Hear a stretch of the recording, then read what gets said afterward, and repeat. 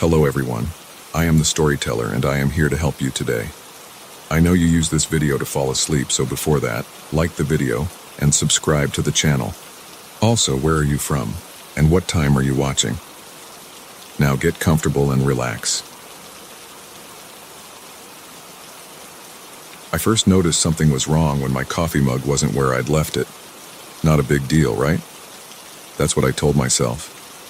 I live alone in my 2-bedroom apartment on the 4th floor of a decent building in Boston. No pets, no roommates, no cleaning service, just me. So when I found my blue ceramic mug on the kitchen counter instead of in the sink where I'd left it the night before, I figured I must have moved it without remembering. But then things kept happening. Small things. A drawer in my bedroom slightly open when I knew I'd closed it. My keys on the coffee table instead of the hook by the door. The dining room chair pulled out 2 inches from the table. Each time I brushed it off. Stress from work, lack of sleep, whatever. I had reasonable explanations. Until the morning I found my laptop closed when I distinctly remembered leaving it open to download updates overnight. That's when the cold feeling hit my stomach. I checked the door. Locked, deadbolt secure. Windows, all locked. No signs of forced entry. But something was off. I'm not the paranoid type. I work in software development. I deal with facts, with code that either works or doesn't. There's no middle ground, so I approach this logically. First step, verify if something was actually happening or if I was losing my mind. I bought a small security camera on Amazon. Nothing fancy, just a basic wireless model that connects to your phone. I set it up in the living room, angled to catch most of the apartment's common area and the hallway leading to the bedrooms. The camera had night vision, motion detection, and saved footage to the cloud. I figured I'd either catch something or prove to myself I was being ridiculous. The first 2 nights nothing happened. The footage showed an empty apartment, occasional headlights from passing cars creating moving shadows on the walls. Normal stuff. I started to feel stupid for even buying the camera. Then came night 3. I woke up to a notification on my phone. The camera had detected motion at 3:17 a.m. My hands shook as I opened the app. The footage was clear, thanks to the infrared. I watched as a figure, human-shaped, tall, walked slowly from the direction of my front door into the living room. They moved with purpose, like they knew the layout, like they'd been there before. The person wore dark clothes and what looked like gloves. I couldn't make out their face. They kept their head down, and the angle wasn't right. They went to my desk first, opened the top drawer and looked through it for about 30 seconds. Then they moved to the bookshelf, ran their fingers along the spines of my books. My throat went dry as I watched. The timestamp showed this happened just 4 hours ago, while I was asleep in my bedroom less than 40 feet away. But the worst part came next. The figure walked down the hallway, straight toward my bedroom. They stopped at my partially open door and just stood there. For 6 minutes and 23 seconds, they stood perfectly still, watching me sleep. I could see their shadow on the hallway wall, unmoving. Then they turned and walked back through the apartment, checking a few more drawers before leaving through the front door. I re-watched the footage 4 times, my heart pounding harder with each viewing. The person had a key. They didn't pick the lock or break in. They used a key to enter and exit my apartment. I called in sick to work and spent the morning going through the footage from previous nights. The camera only stored 7 days of recordings.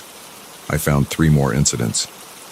Same pattern, always between 2 a.m. and 4 a.m. Always the same methodical movement through my apartment. Always that long stop at my bedroom door. The police weren't much help. I showed them the footage, but without clear facial identification and no signs of theft, they said there wasn't much they could do. They suggested changing my locks and filing a report. The apartment management was equally useless. They claimed only maintenance had spare keys, and those were kept in a locked box. They changed my locks anyway, gave me new keys and promised to look into it. I bought more cameras. 5 of them, 1 in every room except the bathroom. I installed motion sensor lights and door chimes. I added a door chain and an extra deadbolt. I needed to know if they came back, needed to catch their face. For a week, nothing happened. I barely slept, checking the camera feeds every hour. Dark circles formed under my eyes. I jumped at every sound. My coworkers noticed something was wrong, but I brushed off their concerns. How do you tell people that someone's been watching you sleep? Then last night, my phone buzzed. 3:22 a.m. Motion detected in the living room. I grabbed my phone, hands trembling so bad I could barely enter my passcode. They were back. Same dark clothes, same careful movements. The new locks hadn't stopped them. I watched in real time as they moved through my apartment. This time, I had multiple angles. When they reached the kitchen, one of the cameras caught their face as they looked up at a cabinet. Male, probably in his 40s. Thin face, graying hair at the temples.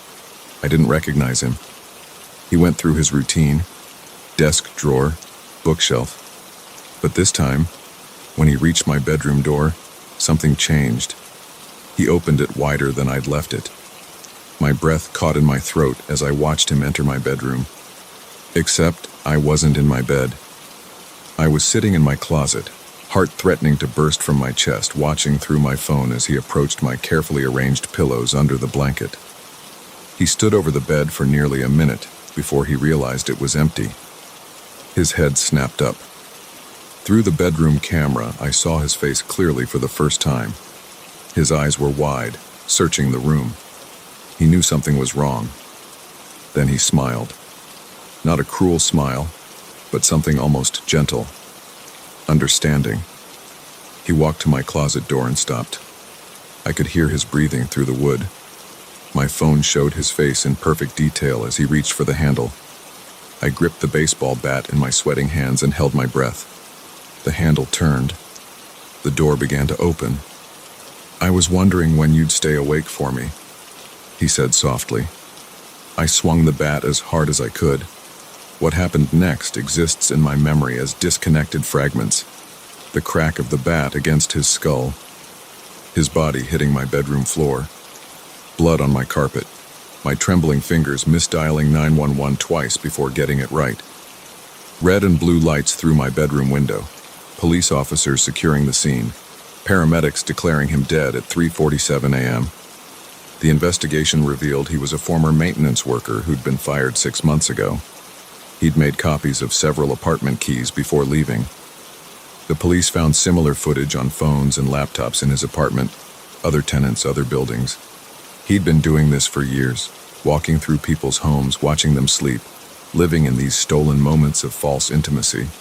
They found journals too, detailed accounts of his nights, of the lives he observed. He knew our routines, our habits, what books we read, what shows we watched. He felt connected to us, wrote about us like we were characters in his private story. I moved out the next day. I couldn't stand to be in that apartment knowing how many nights he'd watched me sleep, knowing his blood was soaked into my carpet. I'm staying at a hotel while I look for a new place. I've barely slept. Every sound makes me jump. The police say I won't face any charges. Clear case of self-defense. They're investigating how many other apartments he had access to, how many other people he watched.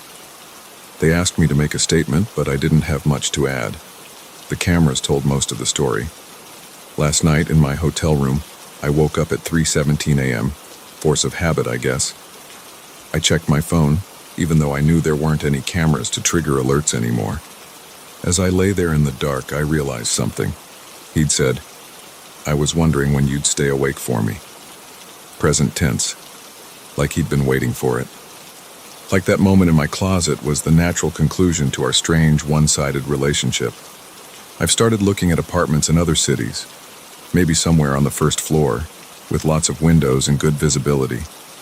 Somewhere I can see anyone approaching. I'll still have cameras, of course, multiple angles, infrared capability, cloud storage. But I won't have any maintenance workers, won't have any spare keys floating around. The detective handling the case called yesterday. They found more journals going back almost a decade. Hundreds of people, hundreds of lives he'd invaded. She asked if I wanted to know what he'd written about me. I said no. I don't want to know what he saw on all those nights. Don't want to know what details of my life he collected. Some questions are better left unanswered. But sometimes, when I wake up in the middle of the night, I find myself wondering how long he watched me before I noticed that first coffee mug out of place. How many nights did he stand in my doorway while I slept, completely unaware?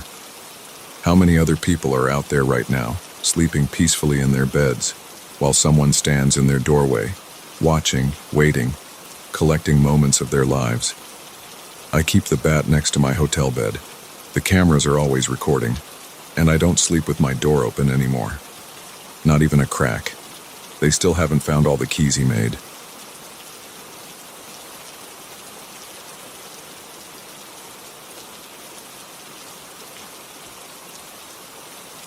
I shouldn't have stopped at that motel. The sign said vacancy in red neon, and I was dead tired from driving 16 hours straight. I just wanted to sleep.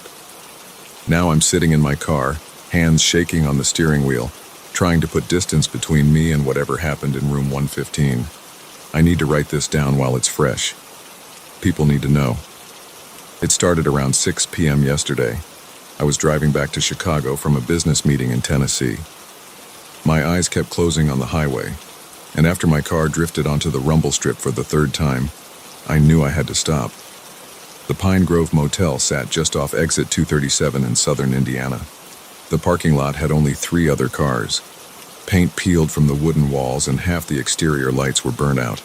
The office smelled like stale cigarettes. An old man sat behind the counter watching Wheel of Fortune on a tiny TV. His name tag said, Earl. "Need a room," I said, pulling out my wallet. Earl didn't look away from his show. "Single or double?" "Single's fine. 55 cash. Checkout's at 11. He slid me a key attached to a plastic tag marked 115. My room was at the far end of the building. The door stuck when I tried to open it, and I had to lean into it with my shoulder. Inside, a queen bed with a faded blue comforter took up most of the space. The carpet had dark stains near the bathroom door. A small TV sat on a particle board dresser, and a single window looked out at the empty field behind the motel. I dropped my overnight bag and collapsed onto the bed without bothering to change. The springs creaked under my weight. Pat Sajak's voice drifted through the thin walls from the neighboring room. I closed my eyes, ready to pass out. That's when I heard the first knock. 3 quick taps, so light I almost missed them. I opened my eyes but didn't move. Probably someone at the wrong door. The knocking came again, louder this time. Knock, knock, knock. "Wrong room," I called out. Silence for a few seconds. Then the doorknob started to turn, making a metallic scratching sound. My heart jumped into my throat. I sat up, staring at the brass handle as it slowly rotated back and forth. The door was locked. I'd made sure of that when I came in, plus the deadbolt and security chain. But watching that knob turn made my skin crawl. "Hey!" I shouted. "The door's locked. You've got the wrong room." The turning stopped. Footsteps moved away from the door, growing fainter until they disappeared. I let out a breath I didn't realize I'd been holding. Just some drunk person trying random doors. I laid back down, but my heart was still racing. 10 minutes passed. I started to drift off again. Bang! The whole door shook in its frame. I jerked upright, adrenaline flooding my system. Bang, bang, bang. Someone was throwing their full weight against the door. The chain rattled with each impact. The walls trembled. I jumped off the bed and backed away until I hit the far wall. "I'm calling the cops," I yelled, pulling out my phone. No signal. Not even one bar. The pounding stopped as suddenly as it started. In the silence that followed, I could hear my own ragged breathing. The overhead light began to flicker, dim, bright, dim, bright. The TV, which had been showing a rerun of Friends, crackled with static. The picture dissolved into snow, then blackness. Words appeared on the screen in white text. "I will get in my legs" went weak. This wasn't happening. This couldn't be happening. The bathroom light started flickering too. The temperature in the room dropped at least 20 degrees.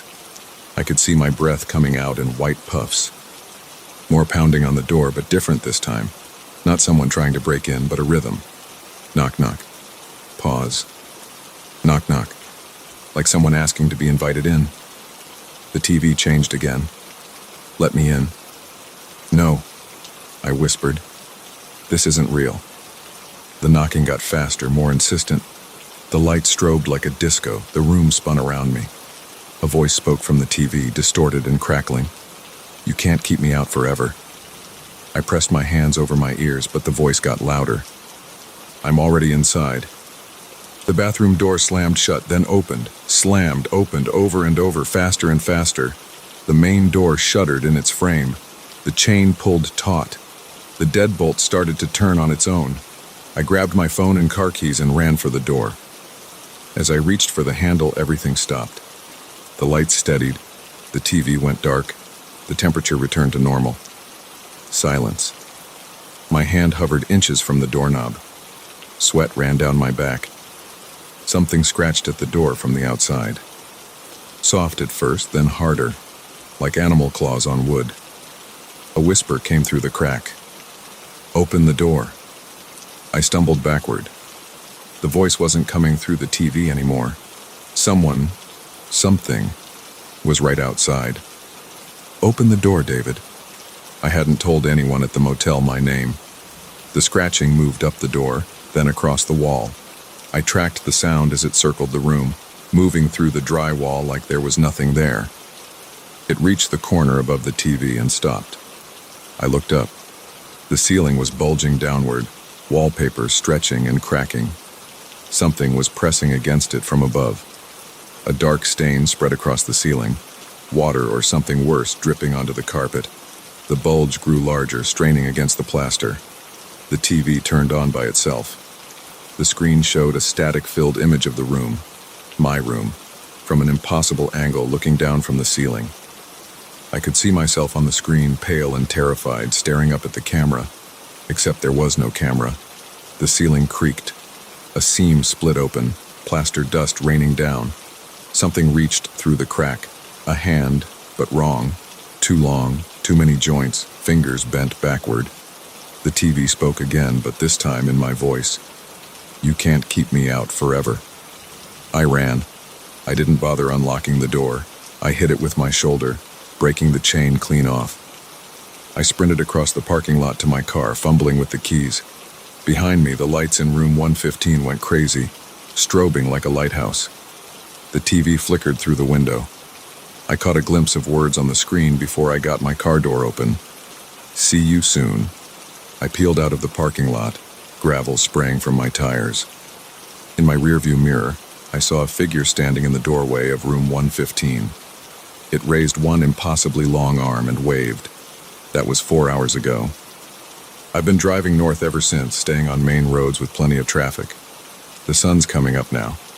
Things feel almost normal in the daylight, but my phone keeps glitching. Random texts appear and disappear. The screen flickers sometimes, just for a second. And a few minutes ago, a message popped up from an unknown number. Thanks for letting me in. I don't know what followed me out of that motel. I don't know what it wants. But I know it's not finished with me. The GPS says I'm still 3 hours from Chicago. My hands are shaking so bad I can barely hold the steering wheel. Every time I check the rearview mirror, I expect to see those long fingers reaching for the back of my neck. The sun is fully up now. Traffic is picking up. Other cars surround me. People heading to work or school like it's any normal Tuesday. None of them know what's out there. None of them know what's coming. My phone buzzes. Another message. Almost there. I press the accelerator harder, but I know it won't matter. Whatever was in room 115 is with me now. Maybe it always was. The radio turns on by itself. Through the static, I hear my own voice laughing.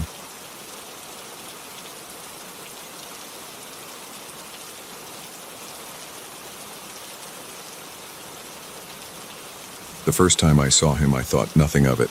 That was my mistake. It was 11:43 p.m. on a Tuesday in March.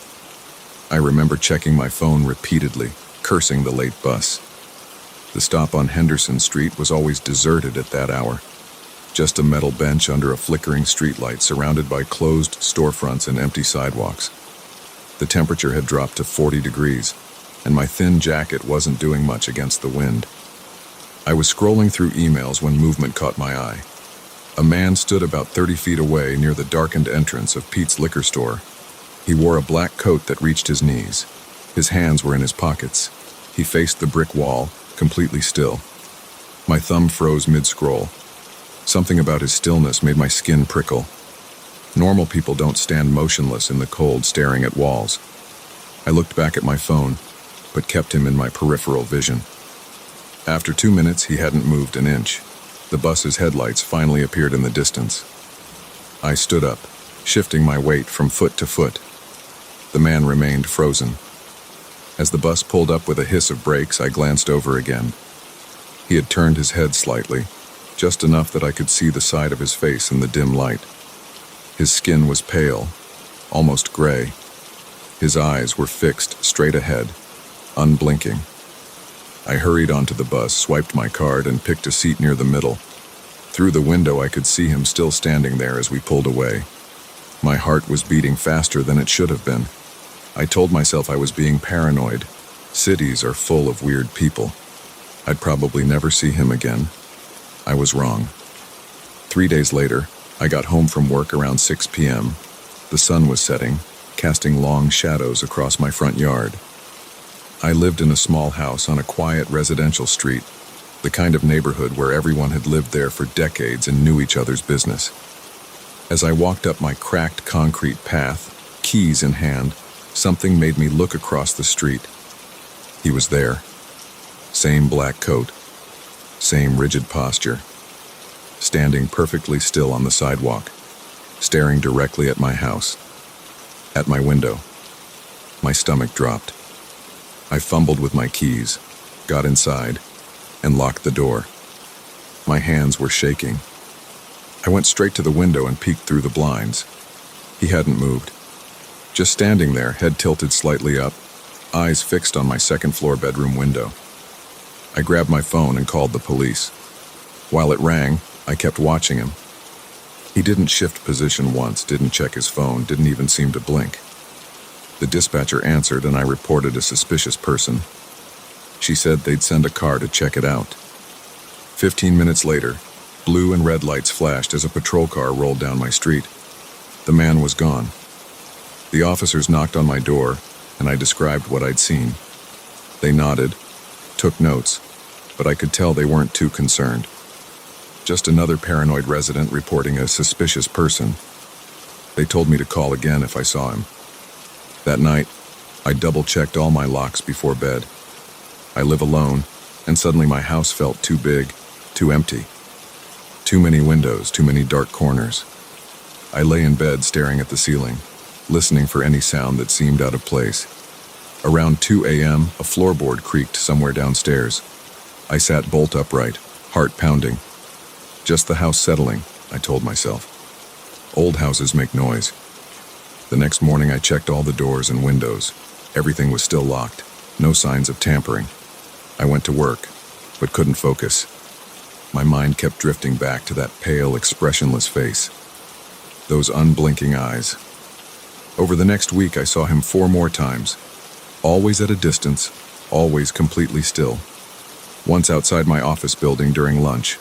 Once at the grocery store parking lot as I loaded bags into my car. Twice more outside my house, but on different streets, partially hidden behind trees or parked cars. Each time I called the police. Each time he vanished before they arrived. I started taking different routes to work, varying my schedule, looking over my shoulder constantly. I installed security cameras and motion sensor lights around my house. I bought pepper spray and kept it in my pocket. My coworkers noticed the dark circles under my eyes, asked if I was sleeping okay. I made excuses about insomnia. Then came the night that changed everything. I woke up at 3:17 a.m. to a notification on my phone. Motion detected, backdoor camera. I opened the app with trembling fingers. The infrared camera showed a figure standing in my backyard, face tilted up toward my bedroom window. That same black coat, that same unnatural stillness. I called 911 immediately. speaking in whispers even though he was outside. While I waited for police, I watched him through the camera feed. He didn't move, didn't look around, just stared up at my window. Suddenly the feed went black. Connection lost. My breath caught in my throat. I heard a sound from downstairs, like something sliding across hardwood floor. Then footsteps. Slow, deliberate footsteps. I grabbed my pepper spray and phone, then quietly moved to my bedroom doorway. The footsteps were coming up the stairs now. Step, pause, step, pause. The wood creaking under each careful footfall. My heart was hammering so hard I could barely breathe. Sweat ran down my back. The pepper spray shook in my grip. The footsteps reached the top of the stairs. A long pause. Then they started moving down the hallway toward my room. I pressed myself against the wall beside my door, trying to control my breathing. The footsteps got closer. Closer. They stopped right outside my room. I could hear soft breathing on the other side of the door. The doorknob slowly began to turn. I raised the pepper spray, adrenaline surging through my body. The door creaked open, letting in a sliver of darkness from the hallway. A pale hand gripped the edge of the door. The moment I saw his face appear in the doorway, I sprayed. He recoiled with an inhuman shriek, not of pain, but of rage. It was a sound no human throat should be able to make. I shoved past him and ran for the stairs, taking them 3 at a time, nearly falling in my panic. Behind me, those methodical footsteps resumed their pace. Step, pause, step, pause. No rushing, no hurry. Like he knew he'd catch me eventually. I reached my front door just as red and blue lights began flashing through the windows. I yanked it open and ran outside in my pajamas, barefoot on the cold concrete. 2 police cars were pulling up, officers already getting out with weapons drawn. They found no one in my house, no signs of forced entry. The back door was still locked, the security camera still functioning normally. But in my bedroom, they found wet footprints on the hardwood floor. Not from shoes, they were bare feet, much larger than human-sized with too many toes. I stayed in a hotel that night. The next day, I started packing. I'd lived in that house for 6 years, but I couldn't stay there another night. I took a week off work and found a small apartment across town. I didn't tell anyone my new address. For 2 months, things were quiet. No more sightings. No more footsteps in the night. I started to relax, to convince myself it was over. Then yesterday I was waiting for the bus after working late. The stop was deserted, it was cold. I was checking my phone. Movement caught my eye. He stood 30 feet away, near a darkened storefront. Black coat, hands in pockets, facing the wall. I ran. I didn't wait for the bus, didn't call the police, didn't look back. I ran until my lungs burned and my legs shook. When I finally stopped, gasping for breath in front of a 24-hour diner, he was standing across the street. Watching. I write this now from another hotel room. My laptop screen casts a pale glow in the darkness. I've got the chair wedged under the doorknob for whatever good that will do. The curtains are closed, but I keep imagining I can see a shadow standing outside my 3rd-floor window. I don't know what he wants. I don't know why he chose me. I don't know if he's human or something else wearing human shape. All I know is that he's patient. He doesn't need to sleep. He doesn't need to eat. He can wait forever. And he's watching me right now. I can feel his eyes on me as I type this. The hair on the back of my neck is standing up. My hands are shaking on the keyboard. There's a soft sound coming from the hallway outside my room. Step, pause. Step, pause. It's him. I know it's him. The footsteps are getting closer. The doorknob is starting to turn.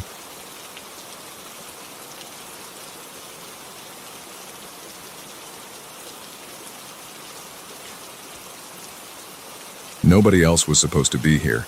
Not at 11:47 p.m. on a Tuesday. The parking garage was my personal concrete cave at this hour, had been for the past 3 years of late shifts at Morton & Associates. Until tonight. The footsteps started when I was on the 3rd level. At first I thought it was just my dress shoes on the concrete, the usual echo bouncing off the low ceiling. But then I stopped walking. The steps continued. I stood there, briefcase growing heavy in my right hand, listening. The sound came from somewhere behind me. The click of hard soles against concrete, steady and deliberate. My heart rate picked up.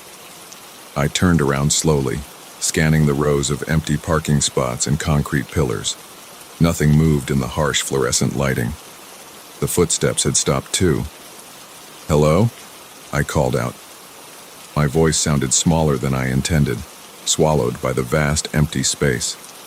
No response.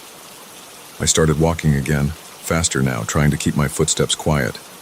The parking spot was just ahead, my black Honda Civic sitting alone in the corner where I always parked it, away from the other daytime cars that had long since gone home. The footsteps behind me started again. Closer this time. I broke into a jog, no longer caring about the noise. My keys jangled in my coat pocket as I ran. The sound of my pursuer's footsteps quickened to match my pace. 20 feet from my car, I yanked the keys out, thumb finding the unlock button. The car's lights flashed and I heard the locks click open. 15 feet. 10 feet. The footsteps were right behind me now. I reached the driver's side door and grabbed the handle, yanking it open. As I threw myself inside, movement caught my eye.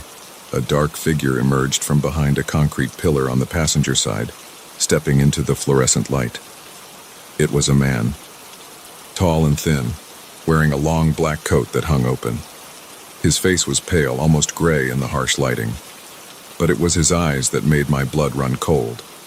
They were fixed on me through the windshield, unblinking and intense. I slammed the door shut and jabbed the key into the ignition. The engine roared to life, but I couldn't take my eyes off him. He stood perfectly still, hands hanging at his sides, just watching. My fingers fumbled with the gear shift, finally finding reverse. As I started to back out, he took a step toward the car. Then another. His movement was smooth, almost gliding. I hit the gas harder than I meant to. The tires squealed as the car shot backward. In my rearview mirror, I saw another figure standing behind the car. My foot slammed on the brake. The car jerked to a stop. The second figure was identical to the first. Same height, same coat, same pale face. It started walking toward my back bumper. My hands were shaking on the steering wheel. I shifted into drive and turned the wheel hard, aiming for the exit ramp. The first figure was still coming toward me, matching my car's movement. The second one was closing in from behind. I gunned the engine. The car leaped forward, tires screeching. I aimed for the gap between the first figure and a concrete pillar. He didn't move, didn't try to dodge. At the last second, I swerved around him, missing him by inches. The exit ramp spiraled down ahead of me. I took the turns too fast, the tires squealing in protest. In my rearview mirror, I could see both figures standing at the top of the ramp, watching my descent. Level 2, Level 1. The security gate was up ahead, the striped arm raised for exit. I didn't slow down. The car burst out onto the street and I turned right, then left, then right again, taking random turns until I was sure I wasn't being followed. 10 minutes later, I pulled into a gas station, breathing hard. My shirt was soaked with sweat under my suit jacket. I sat there under the bright lights, watching other cars go by on the street, trying to make sense of what had happened. My phone buzzed in my pocket, making me jump. I pulled it out with trembling fingers. A text message from an unknown number. "See you tomorrow night." I stared at the screen, my mouth dry. The timestamp showed 11:47 p.m., the exact time I'd first heard the footsteps. That was 3 weeks ago. I quit my job the next day, made up some excuse about a family emergency, found a new position across town with regular daytime hours. I've been taking different routes home, varying my schedule, parking in well-lit public lots.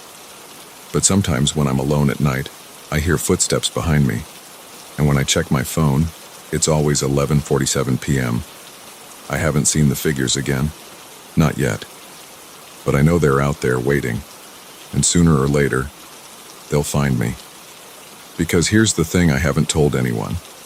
Every night at 11:47 p.m., no matter where I am or what I'm doing, my phone buzzes with a new message from that unknown number. Always the same 5 words. "We're getting closer. See you." I've changed my number 3 times, bought a new phone, switched carriers. It doesn't matter. The messages keep coming. Last night I was in my apartment, all the lights on, doors locked, windows checked twice. At 11:47 p.m., my phone buzzed. I almost didn't look at it. But I had to know.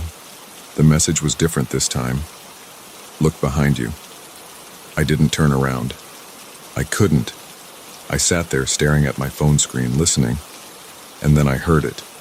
The soft click of dress shoes on hardwood floor, coming from somewhere in my apartment. The footsteps are getting closer now. They're in the hallway outside my bedroom. I'm sitting at my desk, writing this down as fast as I can because people need to know what happened to me. The doorknob is turning slowly. They're here.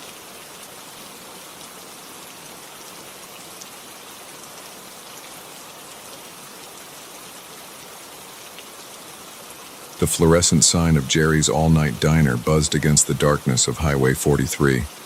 I needed coffee. My eyes hurt from 12 straight hours of driving, and the cheap energy drinks weren't cutting it anymore. I pulled my Honda Civic into the gravel lot, the headlights sweeping across 3 other vehicles, a semi-truck, a beat-up Chevy pickup, and a black sedan I couldn't identify in the dark. The bell above the door jingled as I walked in. The smell of burnt coffee and grease hit me immediately. A tired-looking waitress wiped down the counter, and an old man hunched over a newspaper in the corner booth. Behind the kitchen window, I could hear the sizzle of something on the grill and the clinking of plates. I slid onto a red vinyl stool at the counter, my joints stiff from sitting too long. The waitress, her name tag said Linda, shuffled over with a coffee pot. "Rough night?" she asked, already pouring without waiting for my answer. "Long drive," I said, wrapping my hands around the warm mug. "Still got about 4 hours to go." The bell jingled again. I didn't turn around, focused on adding sugar to my coffee, but I felt someone sit down 2 stools away from me. From my peripheral vision, I saw it was a man in a dark jacket. "Hey there," the man said, his voice oddly cheerful for 1 a.m. "Heading north on 43? I glanced at him, noting his clean-shaved face and neat hair. He looked too put together for this hour, like he'd just stepped out of an office instead of a long drive. "Yeah," I answered, turning back to my coffee. "Must have left Nashville around noon then, right? That construction on I-24 was brutal today." My hand froze halfway to my mouth. I hadn't mentioned Nashville, or I-24. "The backup near exit 47 took forever," he continued, still cheerful. "Good thing you found that alternate route through the suburbs. That saved you at least an hour." I set my mug down slowly. I had taken a detour through the suburbs to avoid traffic. The ceramic made a small clicking sound against the counter. "Do I know you?" I asked, finally turning to face him directly. He smiled. His teeth were very white. "No, but I saw you at the Shell station in Lebanon. You got that chicken sandwich for lunch, the one with pickles." My stomach clenched. I had stopped at a Shell station in Lebanon 6 hours ago. I did get a chicken sandwich with pickles. "That's quite a memory," I said, trying to keep my voice steady. "Oh, I noticed details." He drummed his fingers on the counter. They were long and pale. "Like how you called your wife at the rest stop near Bowling Green, the one with the broken vending machine. You told her you'd be home by morning." My heart started pounding. I hadn't seen anyone following me. I'd been checking my mirrors regularly, an old habit from when I used to drive late nights in bad neighborhoods. "Look, I don't know what you're playing at," I started. "And that gas station in Portland with the flickering lights," he cut in, still smiling. "The attendant was asleep. You had to knock 3 times to wake him up. You bought a Red Bull and those peanut butter crackers, the orange package, not the yellow one." I stood up so quickly my stool scraped against the floor. Linda looked up from the register, but the man waved at her reassuringly. "Just catching up with an old friend," he said. She went back to counting bills. "I'm leaving," I said, pulling a 10 from my wallet and dropping it on the counter. My hands were shaking. "Drive safe," he said. "It's dark out there. Lots of deer on this stretch. Would hate for anything to happen before you make it home." I walked to the door as quickly as I could without running. The bell jingled too loudly. The cold air hit me like a slap when I stepped outside. My car was where I'd left it, but somehow it looked different in the dim lot lights. More isolated. I fumbled with my keys, dropping them once before getting the door open. Inside, I locked all the doors and started the engine. The dashboard clock read 1:17 a.m. My hands were sweating on the steering wheel. I looked back at the diner windows. The man stood at the counter, facing my car. He raised his hand in a friendly wave. And then he smiled again, wider this time. Even through the glass and the distance, I could see his eyes clearly. They were completely black. Not just the iris. The entire visible part of both eyes was dark as oil. I slammed the car into reverse, tires spitting gravel. The Honda fishtailed slightly as I turned onto the highway, but I kept my foot heavy on the gas. In my rearview mirror, I could still see him standing at the window, waving. My heart was hammering so hard I could barely breathe. The speedometer crept past 80, then 90. I didn't care about speed traps. I just needed distance. After 10 minutes of driving, my phone buzzed on the passenger seat. Unknown number. I let it ring. A text message notification popped up. Against my better judgment, I glanced at it at the next curve. You forgot your receipt, and you really should have tried the pie. Linda makes it fresh every day. I threw the phone into the back seat. My hands were shaking so badly I had to slow down to keep control of the car. Another text came through. I heard the buzz, then another, and another. Each buzz made me flinch. The messages kept coming one after another, like someone typing rapidly. The next curve revealed a rest area ahead. I pulled in, tires screeching. I needed to turn off my phone. Maybe call the police, though I didn't know what I'd tell them. As I reached for the phone in the back seat, headlights swept across my car. A black sedan pulled into the space next to me. I didn't wait to see who got out. I threw the car into drive and peeled out of the rest area, heart in my throat. The sedan's headlights appeared in my rearview mirror within seconds. The highway stretched empty ahead of me, a black ribbon under my headlights. The sedan stayed exactly 3 car lengths behind, matching my speed perfectly when I slowed down or sped up. My gas gauge showed half a tank. I could drive for another few hours without stopping, but eventually, I'd need fuel. The thought made my stomach turn. A green highway sign appeared. Next services, 47 miles. The sedan's headlights remained steady in my mirror, not getting closer, not falling behind. Just there. My phone started buzzing again.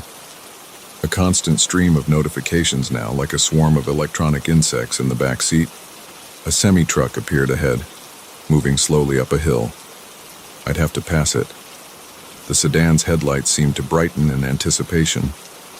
I pressed the gas, moving into the left lane. The semi was doing maybe 50 mph. I accelerated to 75, drawing even with its cab. The sedan matched my speed exactly, staying those same 3 car lengths behind. As I started to pull ahead of the semi, my radio turned on by itself. Static at first, then a voice through the white noise. The pie really was excellent today. Peach, your favorite. I jerked the wheel, nearly sideswiping the semi. The truck's horn blasted as I swerved back into my lane. The radio continued, the voice clear despite the static. You should have at least tried it. Linda will be so disappointed. I punched the radio's power button. Nothing happened. I hit it again, harder. It's rude to ignore people, the voice said, especially when they're just trying to be friendly. I yanked the volume knob off completely. The voice continued at the same level. Like that nice lady at the Shell station. The one who helped you find the chicken sandwiches. You barely said thank you. My hands were numb on the wheel. The sedan's headlights hadn't moved from their position. Or that sleeping attendant in Portland. You didn't even ask how his night was going. Just knocked and knocked until he woke up. I was breathing in short gasps now. The edge of my vision was starting to go dark. But we can talk now, the voice said cheerfully. We have plenty of time. At least 4 more hours, right? That's what you told Linda. Another sign appeared.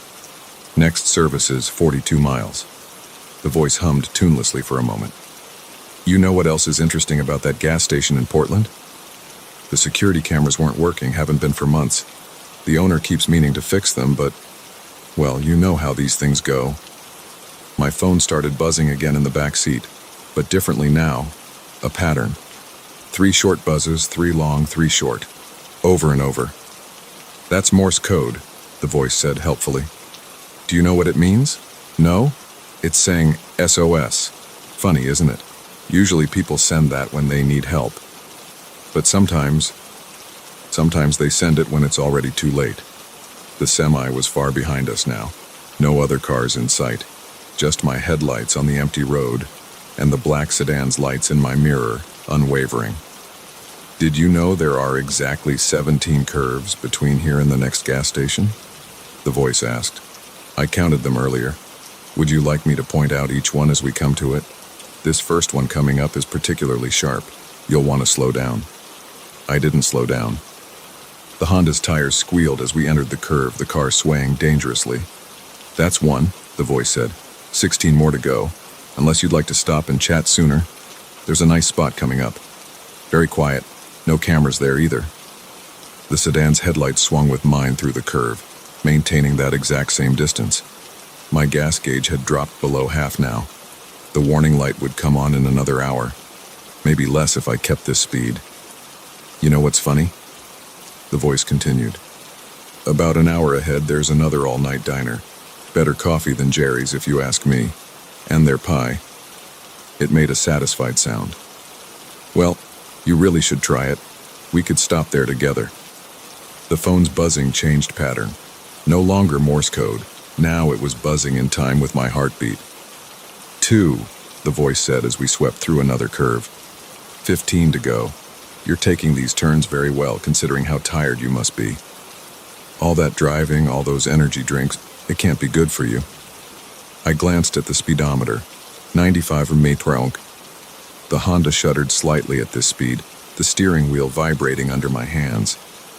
3, the voice counted as we hit the next curve. You know I'm starting to worry about you. Your heart is beating awfully fast. And your hands, they must be cramping, gripping the wheel so tight. Why don't we pull over and rest for a minute? The sedan's headlights remained steady. 3 car lengths no matter what. 4, the voice said. Lucky number 4. Did you know 4 is considered unlucky in some cultures? Something about the word for 4 sounding like the word for death. Interesting, isn't it? My phone started playing a ringtone now, a children's song I didn't recognize. The melody was slightly off-key, distorted. 5, the voice counted. This next part of the highway is my favorite. No streetlights for miles, just darkness and stars. And us, of course. The Honda's engine was whining now, pushed beyond its comfort zone. The steering wheel shook harder. 6, the voice said. You're doing so well, but you must be getting tired. All that adrenaline, it can't last forever. The gas gauge needle was dropping faster now. The warning light would come on soon. 7, the voice counted. Not even halfway there. To the curves, I mean. The gas station, that's another story. Did I mention the pumps are broken? Such a shame. They really should fix things more quickly out here. The children's song on my phone got louder, the distortion more pronounced. I could almost make out words in it now, but I didn't want to. 8, the voice said. You know what's wonderful about this stretch of road? No cell service. Hasn't been any for the last 20 minutes. Didn't you notice your wife's calls stopped coming through? I hadn't tried calling my wife. I hadn't called anyone. 9, the voice continued. Almost to the good part. There's a lovely view coming up. You can see all the way down into the valley. Well, usually you can. It's quite dark tonight. The gas warning light came on with a soft ding. 10, the voice counted. Getting low on fuel, aren't you? Don't worry. I know a shortcut. The sedan's headlights seemed closer now, though I knew they weren't. Still exactly 3 car lengths back. 11, the voice said. Did you check your trunk before you left Nashville? You really should always check your trunk, never know what might find its way in there. My hands were beyond numb now. I couldn't feel the steering wheel at all. 12, the voice counted. Almost time for a decision. The highway splits in 3 miles. Left fork goes to the gas station. Right fork, well, let's just say it's more private. The children's song reached a crescendo, the words finally becoming clear. Ring around the rosy. 13, the voice said. Unlucky 13. You're not superstitious, are you? No, of course not. Rational man like you. You don't believe in things that go bump in the night. The Honda's engine made a warning sound, a high-pitched whine I'd never heard before. 14, the voice counted. Can you feel it? The way the air changes just before something happens? Like the moment before a storm breaks.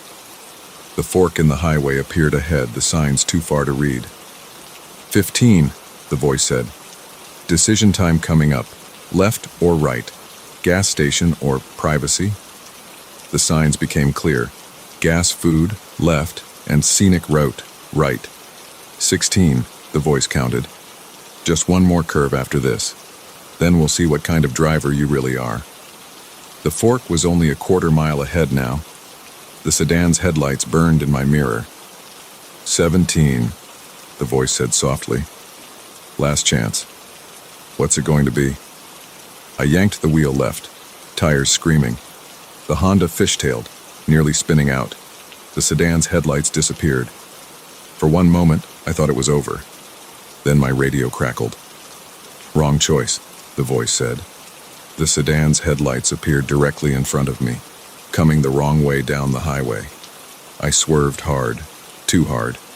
The Honda left the road at 90 miles per hour. There was a moment of weightlessness, then impact. When I opened my eyes, I was upside down, still strapped into my seat. The engine ticked as it cooled.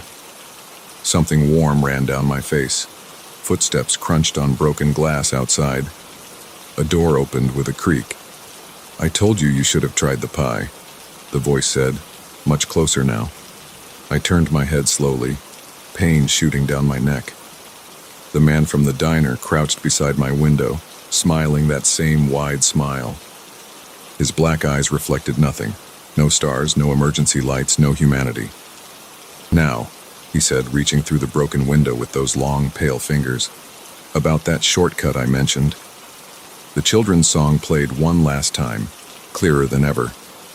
Ashes, ashes, we all fall down.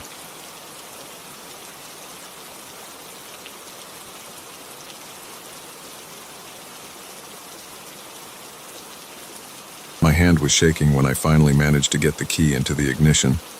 I kept telling myself I was being stupid, that there had to be a logical explanation, but my racing heart wouldn't listen. I needed to write this down while it's still fresh, while I can still feel the cold sweat on my neck. What happened tonight on that stretch of Highway 16 doesn't make any sense, but I know what I saw. It started around 11:30 p.m. I was driving back from a business meeting in Portland, running on nothing but gas station coffee and trail mix. The roads were empty except for the occasional truck, and my GPS showed another 2 hours until home. The fuel gauge was hovering just above empty. Stupid of me not to fill up earlier, when I spotted a sign for a gas station at the next exit. The exit ramp curved through dense trees before opening onto a 2-lane road. No streetlights, just the yellow glow of my headlights catching the reflectors. The gas station sat alone at a crossroads, one of those older places with manual pumps and a small convenience store. A single fluorescent light buzzed over the entrance, drawing moths. I pulled up to the nearest pump. The night air hit me with a blast of cold when I stepped out. The station's sign cast weak light across the cracked concrete, and somewhere in the darkness, crickets were chirping. That's when I noticed the other car. It was parked on the far side of the lot, half hidden in shadow. One of those big old Buicks from the 70s, dark blue or maybe black. The windows were completely fogged up from the inside. I figured someone was probably sleeping it off in there, though something about it made my skin prickle. The pump clicked as I filled my tank, the numbers spinning slower than at modern stations. I kept glancing at that Buick but couldn't see any movement inside. The window of the convenience store showed a bored-looking clerk reading something on his phone. When I finished pumping, I did what any normal person would do. Walked inside to pay. The bell above the door jangled too loud in the quiet. The clerk barely looked up as he rang me up. I bought another coffee, even though I didn't need it. Walking back to my car, movement caught my eye. There was someone standing behind the station, just visible at the corner of the building. A tall figure, too far in the shadows to make out clearly. They were completely still, facing my direction. I picked up my pace, fumbling with my keys. As I got in my car, I looked in my side mirror. The figure had moved closer to the edge of the building, still watching. I started the engine and pulled out onto the road faster than I should have, gravel crunching under my tires. The first 5 minutes were fine. Empty road stretching ahead, trees pressing in on both sides. I kept checking my mirrors but saw nothing except darkness. I was starting to relax, to feel stupid about getting spooked, when headlights appeared behind me. Old-style headlights, yellowed and dim. The car was far back, but I recognized the shape, the Buick from the gas station. My hands tightened on the steering wheel. Could be coincidence, I told myself. Same direction, that's all. The Buick maintained its distance for the next few miles. Not gaining, not falling back. Just there. I increased my speed to 70, then 75. The Buick matched it. When I slowed down, it slowed down. I grabbed my phone from the cup holder. No signal. Of course not out here. I was trying to remember how far it was to the next town when the Buick's high beams flashed on, flooding my car with harsh light. I flinched, my car swerving slightly before I corrected. The road curved ahead and I took it faster than I should have. The Buick was closer now, close enough that I could see its grille in my mirror. My palms were sweating on the steering wheel. Another curve coming up. I accelerated into it, tires squealing. The Buick's engine roared as it gained on me. I could see someone in the driver's seat now, just a dark shape. But what made my blood run cold was the passenger side. Empty. The windows were still completely fogged up, except now I could see handprints pressed against the inside of the glass. I blew past a speed limit sign doing 90. The engine whined in protest as I pushed it harder. The Buick stuck to my tail, matching every move. When I swerved into the opposite lane to pass a slower car, it followed. 10 minutes of this. 15. My hands were cramping from gripping the wheel. Every time I checked the mirror, the Buick was there, sometimes falling back a little, sometimes surging forward until it was almost touching my bumper. The handprints on the windows seemed to multiply, sliding across the glass. I nearly missed the sign for the upcoming rest area. It was one of those older ones, just a gravel lot with a few picnic tables and a bathroom building. But more importantly, I could see a state police cruiser parked there, its roof lights casting blue reflections. I yanked the wheel hard, barely making the turnoff. Gravel sprayed as I slammed on the brakes, skidding to a stop next to the police car. I looked back at the highway just in time to see the Buick roar past, its engine echoing through the trees. No brake lights, no hesitation. The cop was understandably startled when I burst out of my car, babbling about being followed. He was professional about it, took my statement, even drove behind me for the next 20 miles. We never saw the Buick again. I made it home eventually, kept all the lights on, double-checked the locks. Sleep wasn't happening, so I sat down to write this while I could still remember every detail. Because here's the thing. I looked up that stretch of highway this morning. 3 unsolved disappearances in the past 2 years, all late at night. And the descriptions from witnesses? A dark-colored Buick, older model, windows fogged up. Following people who stopped at that same gas station. I've driven that route dozens of times for work. Never again. I'll take the long way around, stick to the interstate. Because I keep thinking about those handprints on the windows, pressing outward. And I can't shake the feeling that whoever, or whatever, was driving that Buick wasn't the one I needed to be afraid of. I don't know what would have happened if I hadn't found that rest stop. Don't want to know. But I do know this. If you're driving late at night and see an old Buick with fogged up windows, don't stop. Don't slow down. Just drive. There's one more thing, something I didn't tell the cop because it sounds crazy. When I was paying inside the gas station, I glanced at the security monitor behind the counter, the screen showing the pump where the Buick was parked. The car was there, but there was no driver. No one had gotten out since it arrived. The windows were clear. I've replayed that night in my head 100 times, the figure watching from behind the building, the handprints appearing on the windows, the way the Buick seemed to know exactly where I was going to turn, like it was anticipating my moves. Some questions don't have answers you want to hear. I've stopped looking up those disappearances, stopped reading about that stretch of highway. The less I know, the better I sleep. But I keep my tank full now. Don't drive at night if I can help it. And every time I pass a gas station after dark, my eyes drift to the parked cars checking for fogged-up windows. I wrote this down because people need to know, need to be warned. That gas station is still out there. That Buick is still out there. And whatever's inside it, it's waiting. Maybe you'll read this and think I'm crazy. That's fine. I probably would have thought the same thing 2 weeks ago. But if you're ever driving late at night, low on gas, and see a sign for a station just off the highway, check your fuel gauge again. You might have more left than you think.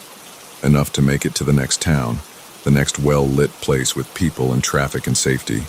Because once you pull into that station, once you catch the attention of what's waiting there, the road home gets a lot longer, and you might not make it back at all.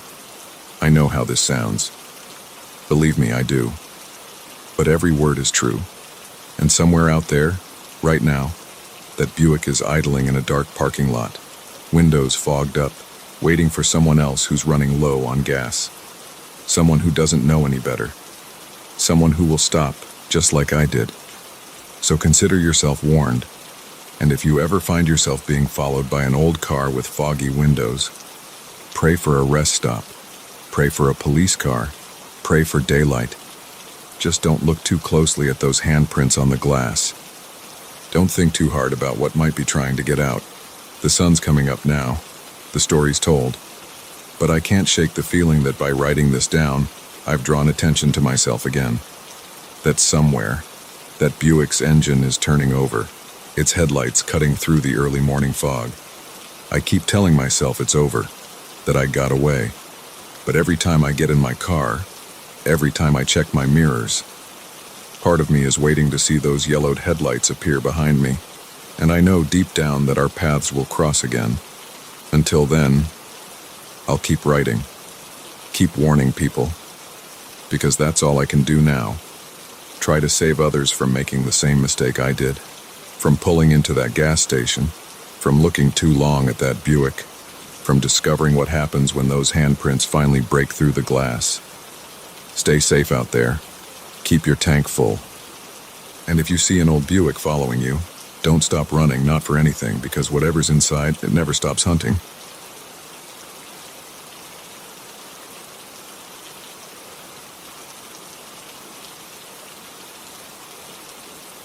My phone showed 11:47 p.m. when I first noticed him. The fluorescent lights of Jefferson Station buzzed overhead, making everything look washed out and artificial. Only 3 other people waited on my platform, a woman in scrubs probably heading home from her hospital shift and an elderly couple huddled together on a bench. I was exhausted after working late at the office again, barely able to keep my eyes open. That's when movement across the tracks caught my attention. A man stood perfectly still on the opposite platform, staring directly at me. At first I thought I was imagining things in my tired state. But no. His gaze was locked onto me with an unsettling intensity. He wore dark clothes that hung loosely on his thin frame. A baseball cap pulled low obscured most of his face, but I could feel his eyes boring into me.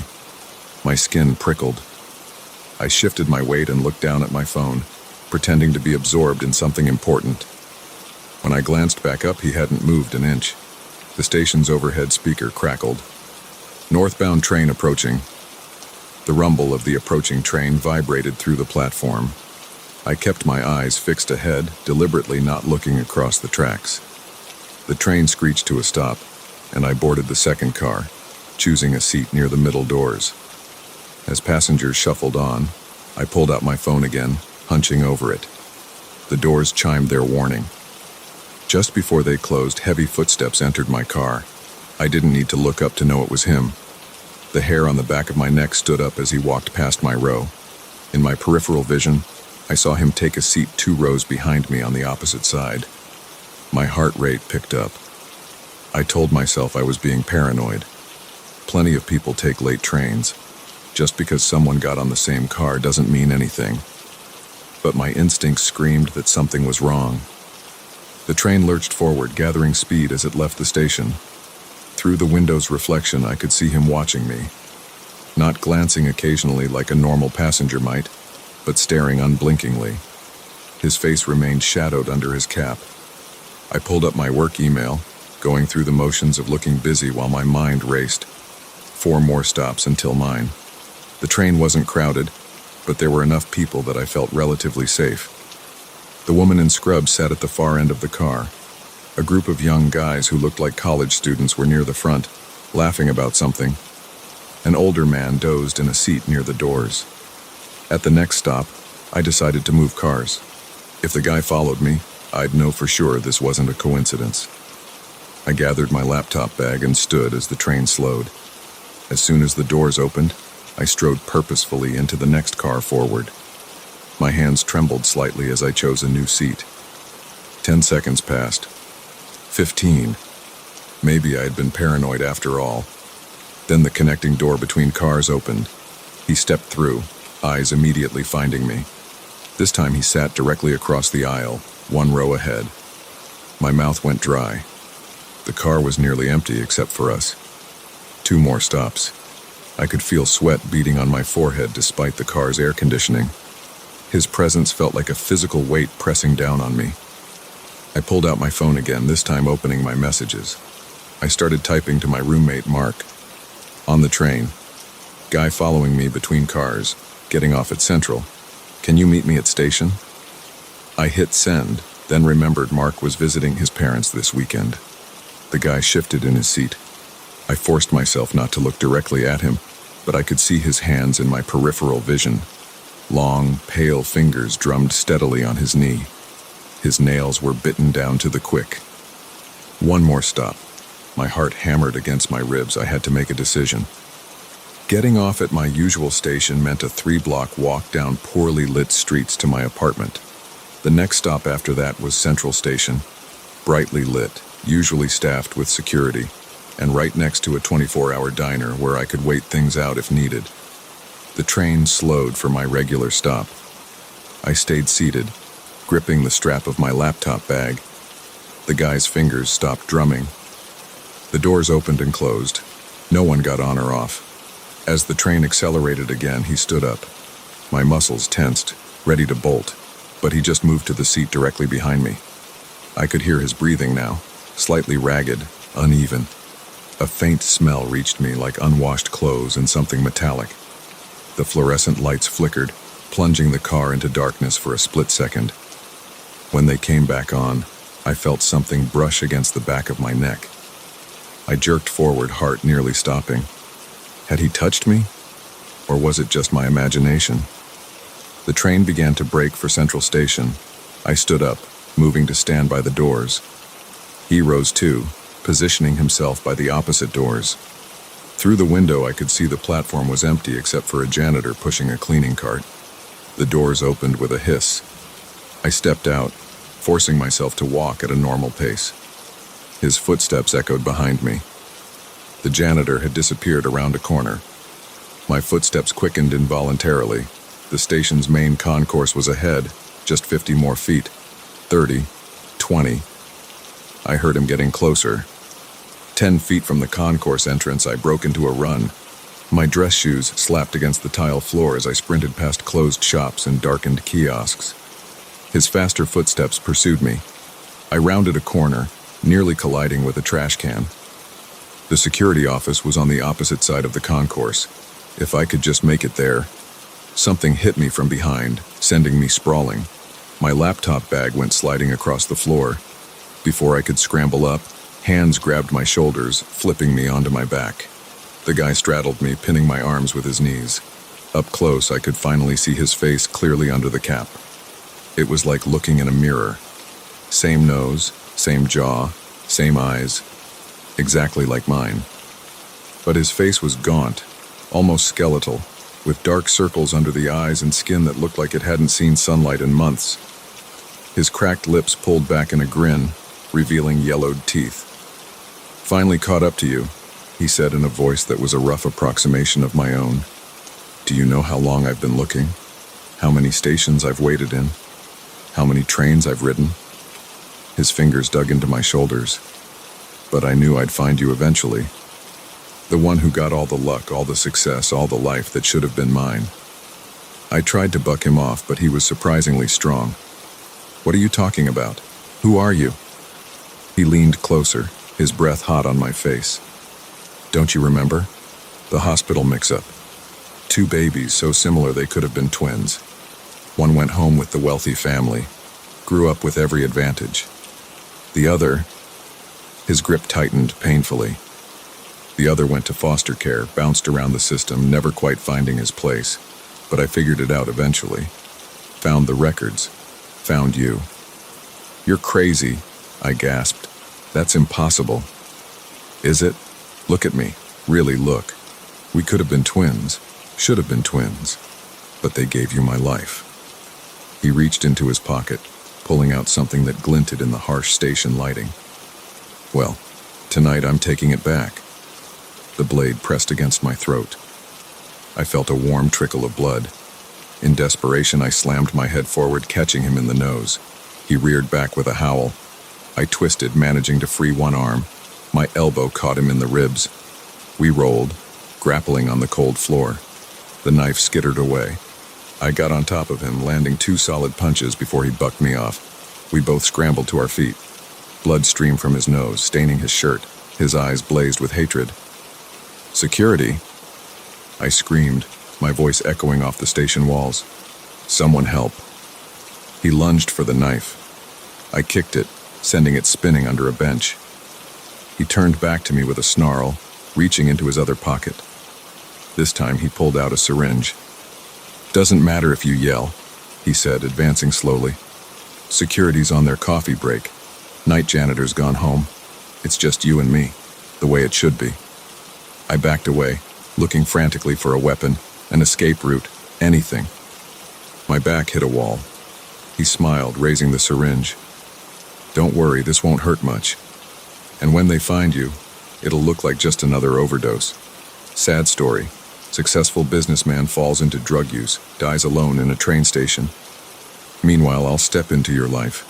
Already got your ID, your keys, your address. Been watching long enough to know your routine, your mannerisms. Who's going to notice the difference?" The syringe jabbed toward my neck. I dropped and rolled, feeling it whistle past my ear. Before he could recover, I tackled him around the waist. We crashed into a trash can, sending it clattering across the floor. The syringe flew from his hand. He headbutted me, catching me in the mouth. I tasted blood. His hands found my throat, squeezing. Spots danced in my vision. In desperation, I drove my knee up into his groin. His grip loosened enough for me to break free. I stumbled back, gasping for air. He was already getting up, murder in his eyes. My gaze landed on my laptop bag, still lying where it had fallen. I dove for it just as he charged. The bag swung in a wide arc, catching him in the side of the head with the corner. There was a sickening crack. He went down hard, head bouncing off the tile floor. He didn't get up. I stood there panting, bag still clutched in my shaking hands. Blood pooled slowly around his head. His eyes stared sightlessly at the ceiling, all the hatred and rage gone from them now. In death, the resemblance between us was even more striking. Footsteps echoed from the concourse. 2 security guards rounded the corner, probably finally back from their break. They took in the scene, the blood, the knife under the bench, the syringe on the floor, the body. "Jesus Christ," one of them said, reaching for his radio. "What happened here?" I looked down at my doppelganger's corpse, at the face so like my own. "He tried to take my life," I said. He failed. The next few hours passed in a blur of police statements, paramedics checking my injuries, detectives asking endless questions. They found ID on him, multiple sets, including perfect copies of my own. His fingerprints were in the system from various petty crimes. The story came out eventually. He'd been born the same day as me, in the same hospital. But there had never been any mix-up. We weren't twins or even related, just a random genetic coincidence that had driven an unstable man to obsession. They found his apartment, full of photos of me, detailed notes about my schedule, practice sessions of mimicking my voice and mannerisms. He'd been planning this for months, maybe years. When they finally let me go home, dawn was breaking. I caught a glimpse of my reflection in a window. Split lip, bruised throat, haunted eyes. For a moment I thought I saw him again, standing behind me with that skeletal grin. But it was just a trick of the light. I don't take the train anymore. Started driving to work, even though parking downtown costs a fortune. Sometimes at night, I still check the shadows, half expecting to see him watching me. Still feel phantom fingers brushing the back of my neck. But mostly I think about how thin the line is between the life you have and the life someone else might want to take from you. How a random twist of genetics can create two people who look identical but walk very different paths. And how in the end, we're all just trying to hold on to whatever life we've managed to build for ourselves. The doctors say my hand tremors will fade eventually. The nightmares too. But I know some things don't fade. Some things stay with you like a shadow you can never quite shake. Like the memory of a face exactly like your own, twisted with hatred, determined to steal your life away. I survived. He didn't. That's what I tell myself when I wake up gasping at 3 a.m., sheets soaked with sweat. That's what I repeat when I catch myself checking every reflection, every shadow, every face in a crowd that looks even vaguely familiar. I survived. But sometimes in my darkest moments I wonder, if our positions had been reversed, if he had been the one with the good life and I the one consumed by envy and rage, would I have become him? Would I have stalked through empty stations, rode endless trains, planned methodically to steal another man's life? I'll never know the answer. And maybe that's for the best. Some questions are better left in the shadows, like the memories of that night, like the ghost of the man who wore my face, like the last train home that I'll never take again.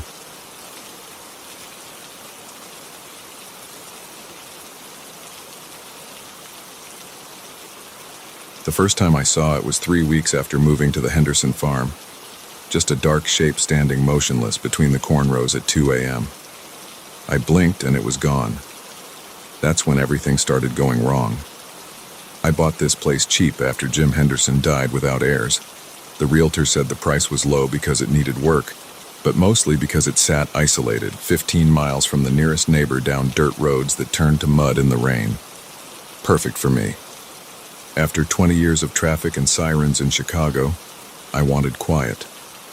The farmhouse was solid enough, 2 stories of weathered wood with a wraparound porch. The previous owner had let the crops go wild, but the equipment in the barn still worked. I spent that first month fixing leaks, clearing fields, and learning how to run a tractor. During the days, I felt good about my decision to start over. But at night, alone with just the wind and creaking floors, doubts crept in. I kept the shotgun by my bed. Out here, help was too far away to count on anyone else. The cops would take 45 minutes minimum to arrive. I hadn't fired a gun since basic training, but YouTube tutorials helped me remember the basics. Better to have it and not need it.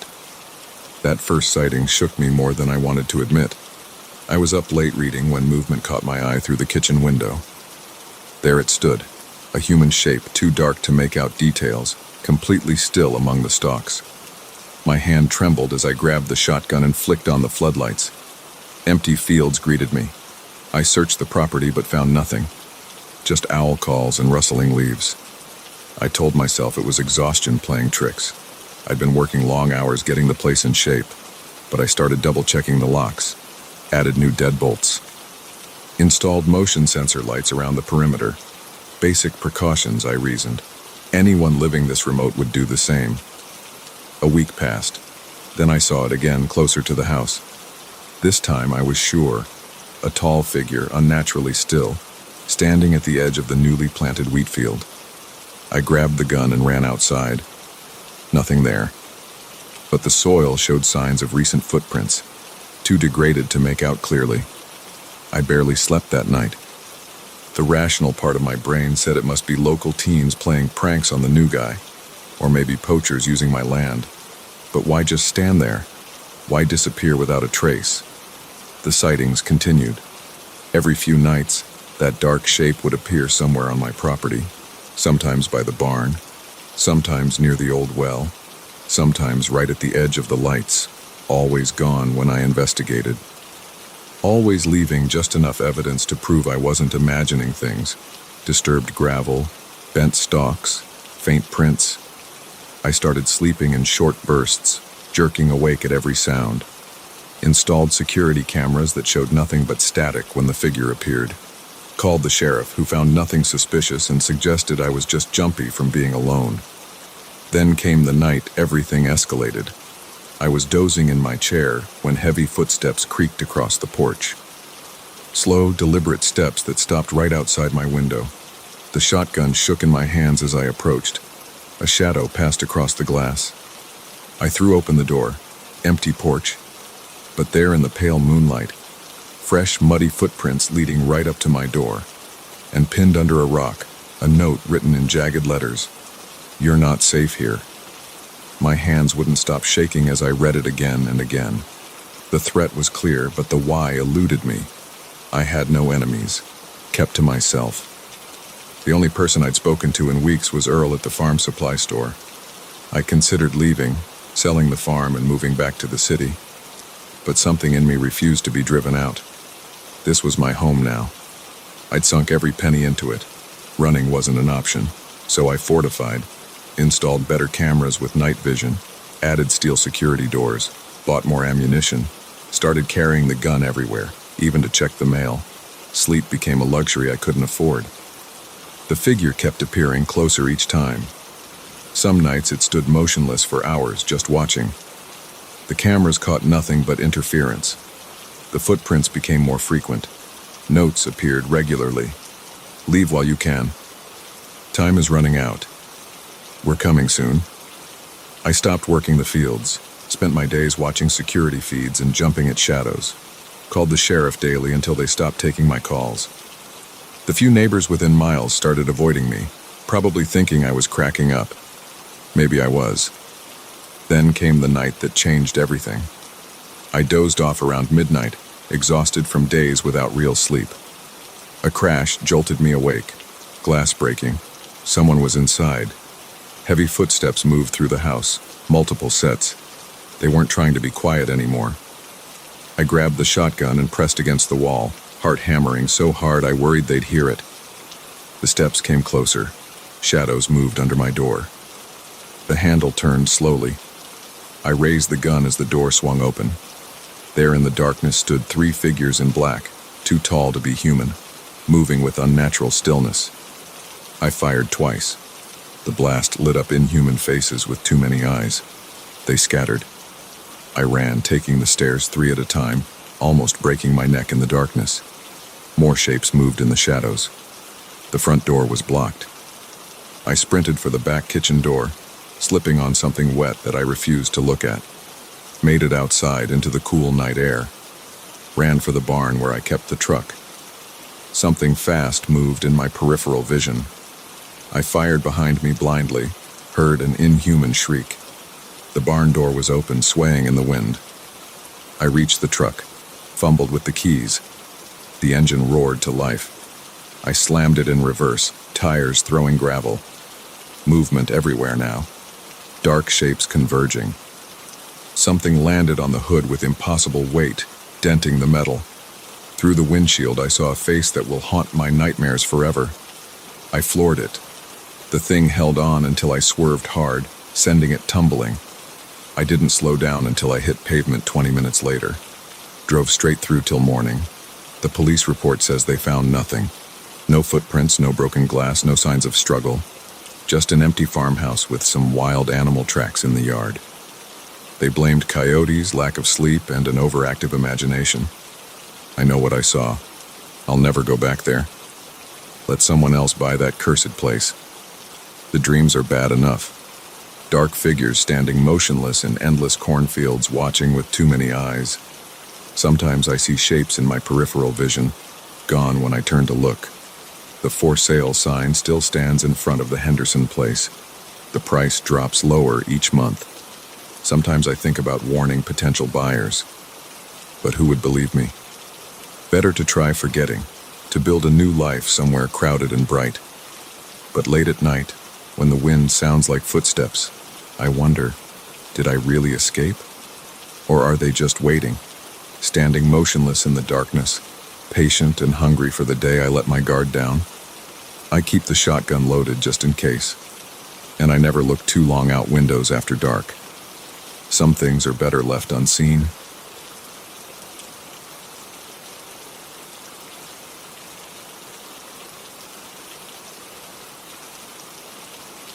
The realtor didn't tell me about the deaths. 3 of them, all ruled as accidents. I found out later from newspaper archives after things had already started happening. But by then, I was too invested, financially and emotionally, in my dream house to walk away. Maybe that's what they were counting on. I bought 47 Cedar Street in October. The price was suspiciously low for a Victorian-era house with original hardwood floors, crown molding, and stained glass windows. The realtor, Sarah Chen, said the previous owner had to sell quickly due to a job transfer. She smiled too much when she said it. The first night, I heard footsteps upstairs while I was unpacking boxes in the kitchen. Heavy steps, like work boots on wood floors. I went up to check. Empty rooms, dust sheets still covering the furniture I hadn't arranged yet. The steps stopped when I reached the second floor. Old houses make noise, I told myself. They settle. And I went back downstairs and poured a glass of whiskey. The footsteps started again the moment I reached the bottom step. That was 3 weeks ago. Now I sit in my study, typing this out because I need someone to know what happened here. My hands shake on the keyboard. The scratching in the wall started an hour ago. It's getting louder, but I should start at the beginning. The day I moved in, Mrs. Rodriguez from next door brought over a casserole. She stood on my porch holding the dish but wouldn't cross the threshold when I invited her in. "Nobody stays here long," she said, her eyes fixed on something behind me. "The house, it doesn't like new people." I laughed. "Houses don't like or dislike anything, Mrs. Rodriguez. They're just buildings." She shook her head. "You'll see. They all see eventually." She thrust the casserole into my hands and hurried back to her house. That night I heard my name for the first time. A whisper, right next to my ear as I was falling asleep. "David." I sat up, heart pounding. The room was empty, moonlight streaming through the bay windows. The temperature had dropped at least 10 degrees. I got up, checked all the doors and windows. Everything was locked. The security system was armed. I took 2 Advil PM and went back to bed. Sleep didn't come until dawn. The next morning, I found all the kitchen cabinets open. Every single one.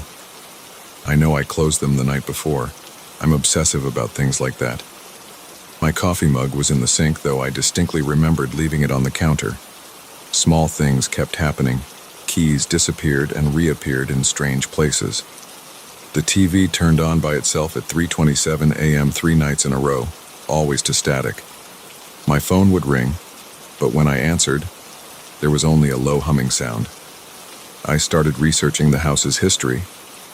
The local library had archives of the town newspaper going back to the 1800s. The house was built in 1887 by Thomas Preston, a railroad baron. He died in his sleep in 1902. Natural causes, according to the papers. But then I found more recent articles. In 1998, a woman named Janet Cooper fell down the main staircase, broke her neck. The investigation ruled it an accident, though they noted there were no signs of tripping or slipping. In 2005, Mark Webster was found in the basement, apparently electrocuted while doing DIY repairs. The police report mentioned that the circuit breaker had been switched back on after his death, though he was alone in the house. In 2012, Sarah Mitchell stopped answering her phone. When police did a welfare check, they found her in the bathtub, drowned. The water was ice cold and all the windows were open despite it being December. I should have left then. Should have cut my losses, sold the house for whatever I could get. But I'd put everything I had into this place. My life savings, my inheritance from Dad, even a loan from my brother. I couldn't walk away. So I stayed, and things got worse. Last week I woke up to find bloody footprints leading from my bed to the bathroom. My feet were clean, but the prints were my size. They disappeared while I was calling the police. The officers found nothing, of course. They gave me that look, the one that says they think you're crazy or drunk or both. One of them, Officer Martinez, pulled me aside before leaving. My grandfather used to work here back when it was the Preston place, he said quietly. He quit after 2 weeks, said the walls had eyes. I installed cameras after that. High-end security cameras, motion sensors, the works. They worked fine during the day, but every night at midnight, they went dark for exactly 6 hours. The company said there was nothing wrong with the equipment. The whispers got louder. Not just my name now, but conversations I couldn't quite make out. Multiple voices, arguing about something. They went silent when I tried to record them. Then the scratching started. First in the walls, like rats. But rats don't spell out words. I found "get out" scraped into the wallpaper of my bedroom. The next day, "leave now" appeared on the bathroom mirror in condensation, though the shower hadn't been used. Last night, things escalated. I was in the kitchen making dinner when all the gas burners on the stove turned on at once. The flames shot up 3 feet high. I couldn't turn them off. The knobs wouldn't move. The fire department had to shut off the gas main. While they were there, one of the firefighters asked me if I'd heard about the other fires. Apparently, there had been 3 separate incidents of mysterious fires in the house over the past century. All 3 previous owners got out alive, but each one moved out immediately after. I'm writing this now because the scratching is different tonight. Louder, more purposeful. It's moving through the walls, circling my study. The temperature keeps dropping. My breath comes out in white clouds, though it's 70 degrees outside. The lights are flickering. My laptop battery was full, but it's draining fast. The scratching is in the ceiling now. Plaster dust is falling on my desk. I can hear footsteps in the hallway. Heavy boots, like that first night. They're getting closer. The door handle is turning slowly. I should run. I need to run. But my legs won't move. The door is opening. There's someone, something, in the doorway. Tall, dark. The shape of a man, but wrong somehow, like a shadow that's forgotten it needs a body to exist. It's reaching for me with hands that are too long, fingers that bend the wrong way. It knows I'm writing about it. It doesn't want me to finish this. But people need to know about 47 Cedar Street. They need to know what happens here. If you're reading this, stay away. The house doesn't just dislike new people, Mrs. Rodriguez. The following text was found on a laptop in the study of 47 Cedar Street. The owner, David Chen, has been missing for 3 days. Police investigation is ongoing. The house remains vacant. Update. 1 week later. They found my body in the basement yesterday. I wasn't dead, just unconscious and severely dehydrated. The doctors can't explain the deep scratches all over my arms and back or why my hair has gone completely white. I don't remember anything after seeing the figure in the doorway. I'm writing this from my hospital bed.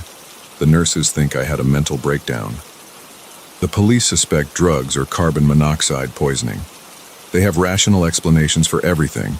The footprints, old water damage, the scratches in the walls, house settling, the voices, wind through old pipes. But they weren't there. They didn't hear it whisper their name in the dark. They didn't see what I saw. I signed the papers today to put the house up for sale. Sarah Chen is handling it again. She's already got potential buyers, a young family with 2 kids. I tried to warn them, but Chen interrupted me, talking loudly about the original hardwood floors and crown molding. I see her smile now, the same one she gave me. She knows. They all know. The house will be sold again. Someone else will move in, attracted by the suspiciously low price. The cycle will continue, but at least I got out. I'm one of the lucky ones. though sometimes late at night, I still hear footsteps in my hospital room.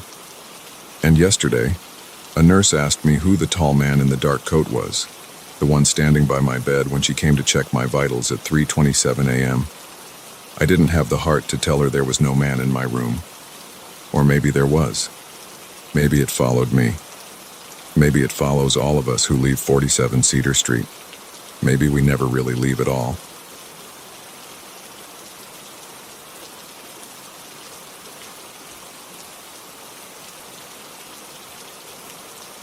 My hands won't stop shaking as I write this.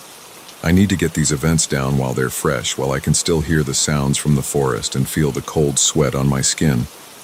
I have to tell someone what happened on that trail yesterday, even if no one believes me. I'd been hiking the Black Rock Trail for about 3 hours when it started to rain. Not the gentle kind, the type that soaks through your clothes in seconds. The weather forecast hadn't mentioned rain, and I hadn't packed proper gear. My thin windbreaker didn't help much. Water ran down my face and into my eyes. My boots squished with every step. The trail stretched ahead, turning into brown mud. My phone showed no signal. Typical for this part of the mountains. The GPS still worked, but the battery was at 15%. I needed shelter, and fast. That's when I saw it through the trees, a dark shape about 50 yards off the main trail. I walked closer, pushing through wet branches. A cabin, not marked on any trail map I'd seen. The wood was old and gray, the windows dusty. A tin roof had rusted in patches. The front door hung slightly open. I stood in the rain, staring at it. Something felt wrong. The cabin looked abandoned but not destroyed. No broken windows, no graffiti, just silent and empty, like it was waiting for something. My wet clothes clung to my skin. Thunder cracked overhead. I didn't have much choice. The door creaked when I pushed it open. The cabin was one room, maybe 15 by 20 feet. Dust covered everything. Old furniture sat against the walls. A metal bed frame with no mattress, a wooden table, 2 chairs. A pot-bellied stove stood cold in one corner. The air smelled stale and damp. I closed the door behind me and wiped rain from my face. Water dripped from my clothes onto the wooden floor. My footprints showed dark in the dust. The rain drummed on the tin roof. A piece of paper lay in the middle of the table. I walked closer. It was yellowed, but not ancient. Someone had written on it in black ink. The handwriting was neat, almost too perfect. "You shouldn't be here." I picked up the note. The paper felt crisp, not old and brittle like everything else in the cabin. Someone had left this recently. A branch snapped outside. I froze, still holding the note. The sound had come from the back of the cabin. Another snap, closer this time. Then the unmistakable sound of footsteps in wet leaves. My heart pounded against my ribs. I moved to the nearest window, trying to see through the grimy glass. Rain streaked down the pane. The forest beyond was a blur of dark shapes. Something moved between the trees. A shadow darker than the rest. Then another, off to the left. The footsteps circled around to the side of the cabin. Slow, deliberate, like whatever was out there knew I was inside. I backed away from the window. My breath came in short gasps. Sweat mixed with the rainwater on my face. The footsteps stopped at the front of the cabin, right outside the door. I looked around frantically. The back window was small, but I could fit through it. The frame looked rotted. I might be able to break it if I had to. The door handle turned slowly. I dove under the table, pressing myself against the wall. My heart beat so hard I was sure whatever was out there could hear it. The door opened. Rain blew in. Water pooled on the wooden floor. Boots stepped into the cabin. Heavy boots, caked with mud. They stopped just inside the door. I held my breath. The boots took another step, then another, heading straight for the table. They stopped right in front of me. Water dripped from them onto the floor. A hand reached down, grabbed the edge of the table. I bolted, knocked the table over as I ran for the back window. Behind me, someone shouted. The voice wasn't human. I hit the window with my shoulder. The rotten wood splintered. Glass shattered. I tumbled outside into the rain. More shouts from the cabin.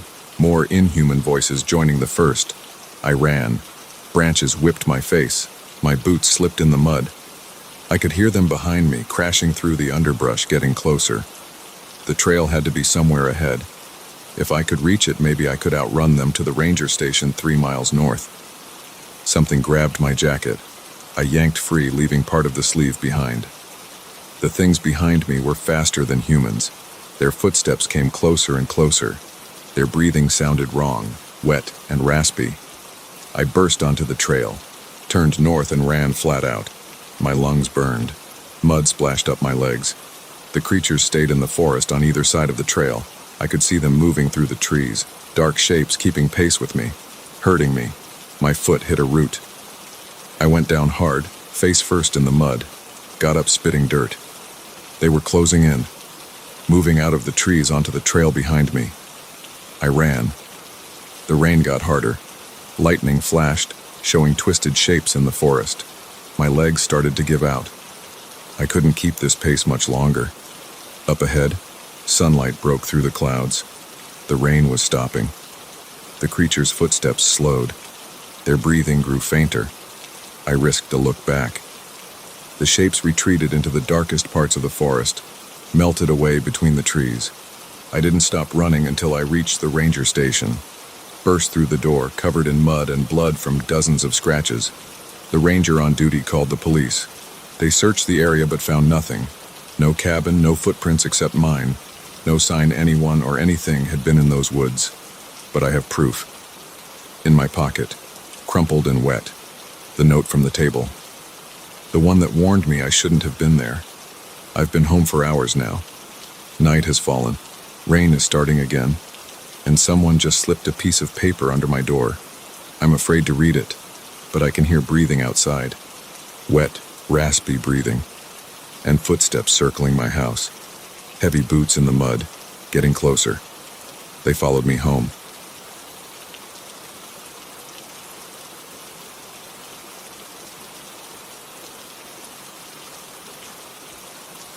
I shouldn't have taken that taxi. That's what I keep telling myself now, sitting here in my living room with all the lights on at 3 a.m., unable to sleep. My hands won't stop shaking as I write this down, trying to make sense of what happened just hours ago. I need to get it out of my head, need to tell someone, even if no one will believe me. It started normally enough. The quarterly board meeting at Marshall and Phillips had run late, as usual. Jim couldn't stop talking about the Q4 projections, and Sarah kept pushing back on the marketing budget. By the time we wrapped up, it was almost midnight. I stood outside the office building on 47th Street, loosening my tie and checking my phone. No Uber available. Typical for this time of night in this part of town. That's when I saw the yellow cab crawling down the street. The vacant sign glowed bright in the darkness. I raised my hand, and it pulled up to the curb with a soft squeal of brakes. The car was old, one of those Crown Victorias from the early 2000s, but well maintained. Clean. Too clean, looking back on it now. "Evening," I said, sliding into the back seat. The leather was cold against my legs. 1487 Oakwood Drive, please. In Riverside Heights. The driver nodded. He was wearing a dark cap pulled low over his eyes, and I couldn't make out his face in the rearview mirror. Just shadows where features should be. I didn't think much of it at the time. I was tired, checking emails on my phone, mind still stuck on those projection numbers Jim had presented. We drove in silence for a few minutes. The streets were empty, streetlights casting orange pools on the wet asphalt. It had rained earlier and water still dripped from the awnings of closed shops we passed. "Long night at the office?" the driver asked suddenly. His voice was odd, not exactly accented, but somehow off, like someone trying to sound casual but not quite getting it right. "Yeah," I replied, not looking up from my phone. "Big meeting. At Marshall and Phillips, right?"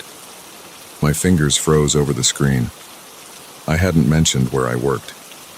I looked up, meeting the driver's eyes in the mirror. Still couldn't see them clearly. "How did you know that?" He chuckled. The sound made the hair on the back of my neck stand up. Oh, I pick up a lot of people from there. Recognize the building. You're in finance, aren't you? Investment division. My mouth went dry. I was, but there was no way he could have known that. Our logo wasn't even visible from the street where he picked me up. Something like that, I said carefully, sliding my phone into my pocket. I was paying full attention now, watching as we turned onto Madison Avenue. At least we were heading in the right direction. Must be doing well, he continued. That's a nice neighborhood, Riverside Heights. 1487 Oakwood. That's the gray colonial with the red door, isn't it? My heart started pounding. I'd never mentioned my house's color, never described it at all. Listen, I said, trying to keep my voice steady. I don't know how you know these things, but your wife picked out that door color, didn't she? He interrupted. Last summer, I think it was. July 15th. Sarah wasn't sure about it at first, but you convinced her. The blood drained from my face. My wife's name was Sarah, and we had painted the door last July, the 15th. I remembered because it was the day before our anniversary. I reached for the door handle, but we were doing 60 down Madison, too fast to jump out safely. My hand moved to my phone instead. I wouldn't bother with that, the driver said calmly. No signal right now. Funny how that happens sometimes, isn't it? He was right. My phone showed no bars. Who are you? I demanded, my voice cracking slightly. What do you want? He didn't answer, just hummed tunelessly as we drove. I recognized the song after a moment. It was You'll Never Walk Alone. The same song that played at my father's funeral 20 years ago. My chest felt tight. I couldn't get enough air. The car seemed to be getting smaller, the walls closing in. I looked out the window, trying to orient myself. We were in my neighborhood now, the familiar houses sliding past like ghost ships in the darkness. Almost home, the driver said cheerfully. You must be tired after that meeting, especially that argument with Jim about the Q4 numbers. He never does listen, does he? I pressed myself against the door as far from the driver as I could get. My shirt was soaked with sweat now, sticking to my back. The car slowed, turning onto Oakwood Drive. How do you know these things? I whispered. Have you been watching me? He laughed again, that same wrong-sounding laugh. Watching you? No, nothing like that. I just know things, like I know about the dream you had last night, the one about your father, and the $20 you found in your old jacket this morning, and the coffee you spilled on your desk at 10:47 a.m. My vision started to blur at the edges. This couldn't be happening. None of this could be real. I'd fallen asleep at my desk, that was it. This was just some stress-induced nightmare. The cab pulled up in front of my house. The red door gleamed under the porch light like fresh blood. That'll be $23.50, the driver said pleasantly. My hands shaking so badly I could barely grip my wallet, I pulled out 3 tens. Keep the change, I muttered, reaching for the door handle. Thanks, he said. Oh, and David? I froze. I hadn't told him my name. Say hi to Sarah for me. And maybe check on that loose floorboard in the upstairs hallway. The one outside Emma's room. Wouldn't want your daughter to trip. We'd just noticed that floorboard yesterday. Emma had complained about it squeaking. I practically fell out of the cab, stumbling onto my front lawn. My legs felt like rubber. I turned back, needing one last look, needing to see the driver's face. The cab was still there, idling at the curb, but the driver's seat was empty, completely empty. I blinked hard, rubbed my eyes. When I looked again, the cab was gone.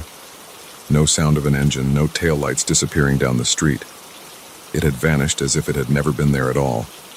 I ran to my front door, fumbling with my keys, dropping them twice before managing to get inside. I slammed the door shut, locked it, and engaged the deadbolt. Then I checked every window, every door, making sure everything was secure. Sarah came downstairs, rubbing her eyes. David? What's wrong? You look terrible. I opened my mouth to tell her, then closed it. How could I explain what had just happened? That a taxi driver who wasn't there knew everything about our lives? About our past, our present, even our dreams. Bad night, I managed to say. Just a bad night. She frowned, concerned, but didn't press the issue. Come to bed, she said. You're exhausted. But I couldn't sleep, couldn't even close my eyes. I sat in the living room instead, every light blazing, jumping at every sound. The tick of the clock, the hum of the refrigerator, the creak of that loose floorboard upstairs. I've been sitting here for hours now, trying to convince myself there's a rational explanation. Maybe someone's been stalking me, gathering information. Maybe I had a mental breakdown from stress. Maybe I imagined the whole thing. But I know what I saw. Or rather, what I didn't see in that driver's seat. And I keep thinking about something else. Something that makes my stomach twist into knots. When I checked my wallet after coming inside, those 3 tens I'd given the driver, they weren't there. Instead, I found a receipt. A taxi receipt, dated July 15th last year, the day we painted the door. A ride I never took from a cab company that doesn't exist. The sun is coming up now. In a few hours, I'll have to get ready for work. Act normal. Pretend nothing happened. But I know I'll never take another taxi. Never trust another stranger's voice in the darkness. Never feel quite safe again. Because somewhere out there, that empty cab is still driving. Still picking up passengers. Still knowing things it shouldn't know. And I can't shake the feeling that this wasn't just a random encounter. That somehow, for some reason, it chose me. That this was just the beginning of something. The worst part? Deep down, I know I'm right. I know it the same way that driver knew everything about me. And I know with absolute certainty that I'll see that cab again. Just now I heard a car pull up outside. The sound of an engine idling. I don't want to look. Don't want to see what's out there. But I will. I have to. Because somehow I already know what I'll find when I do. A yellow cab, waiting at the curb. Empty.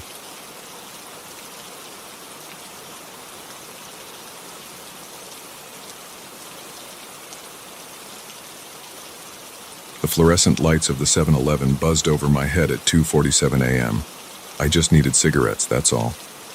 A pack of Marlboros, and I'd be back in my warm bed. Instead, I got something else. Something that changed everything. I pushed the glass door open, setting off the electronic chime. The cashier didn't look up from his phone. The store was empty, except for one other customer, a tall man in a black coat standing in the corner by the energy drinks. He wasn't looking at the drinks. He was looking at me. I walked to the counter, keeping my eyes forward. Pack of Marlboro Reds, I said to the cashier. He finally glanced up, reached behind him for the cigarettes. My hands felt sweaty. The man in the corner hadn't moved. I could feel his eyes on my back. The cashier rang me up.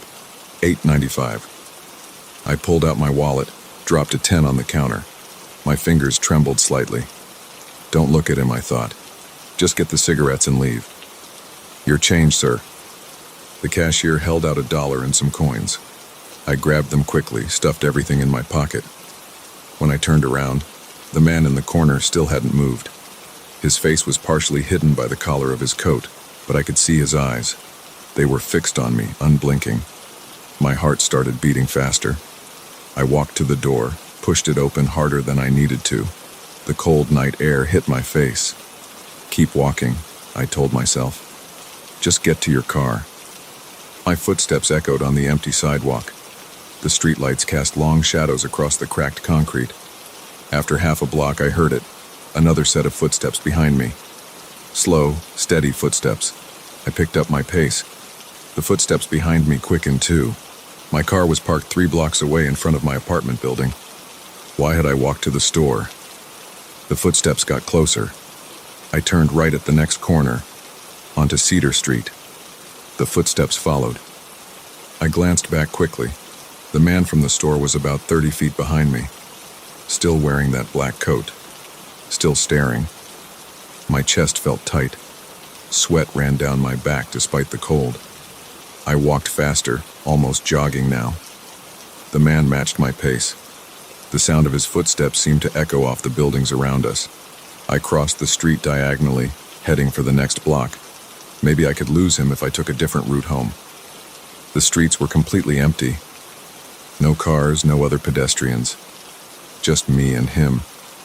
The footsteps behind me got closer. 20 feet now, maybe less. I could hear his breathing, slow and steady, like his footsteps. My own breathing came in short gasps. I reached into my pocket for my phone. My fingers were shaking so badly I could barely grip it. I tried to unlock the screen, but my sweaty fingers kept slipping. The footsteps got closer. "Hey!" I shouted without turning around. "What do you want?" My voice cracked. No response, just those steady footsteps. I broke into a run.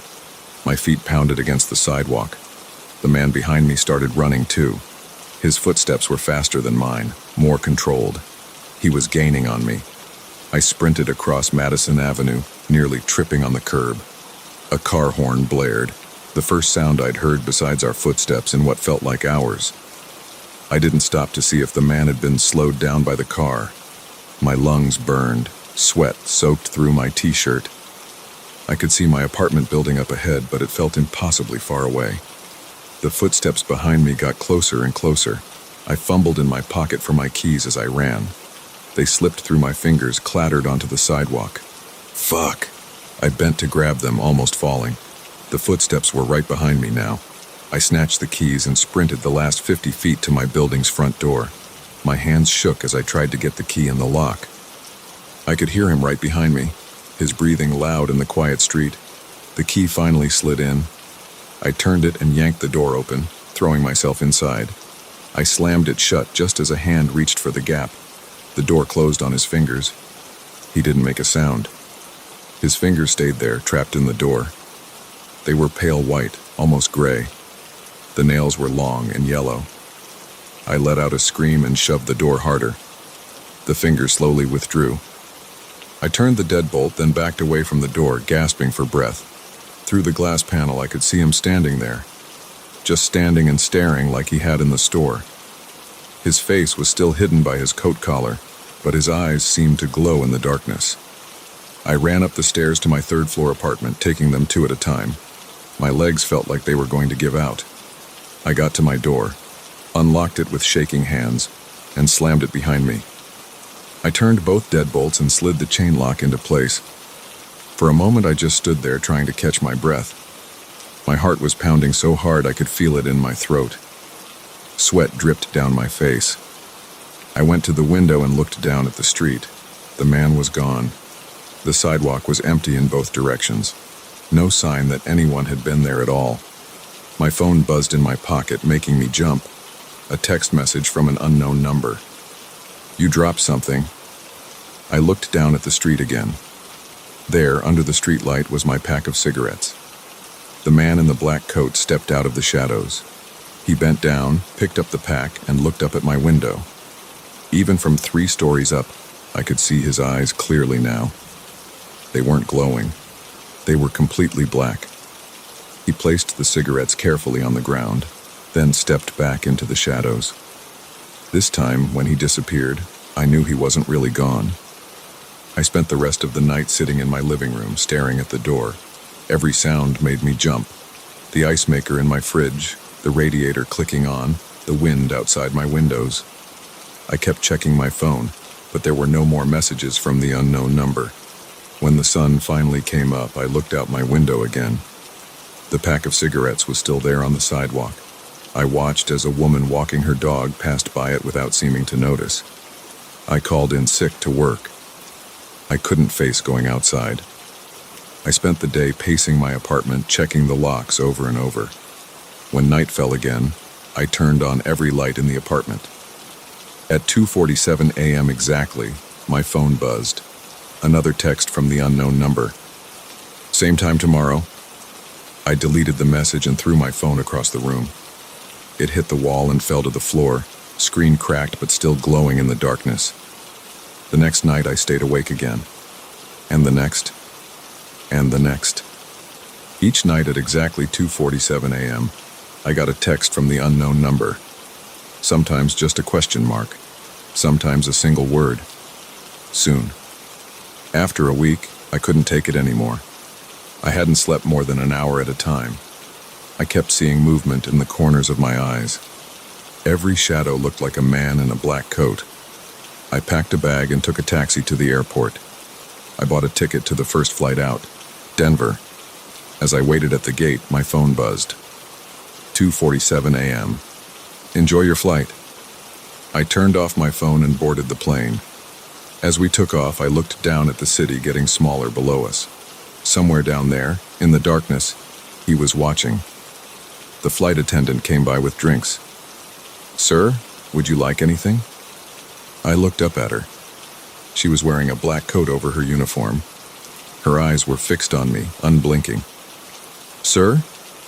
I pushed past her and ran to the bathroom at the back of the plane. I locked the door and splashed water on my face. When I looked in the mirror, I saw him standing behind me. I spun around.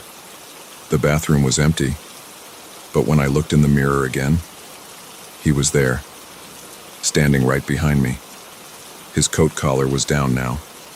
I could see his face clearly for the first time. He had my face. I screamed. The other passengers banged on the door. The flight attendants used their key to open it. They found me curled up on the floor, still screaming. The plane made an emergency landing in Chicago. Police were waiting at the gate. They took me to a hospital where doctors asked me questions I couldn't answer. They gave me pills that made me sleep. When I woke up, it was dark outside my hospital room window.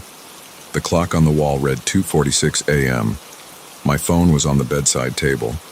As I watched, the screen lit up.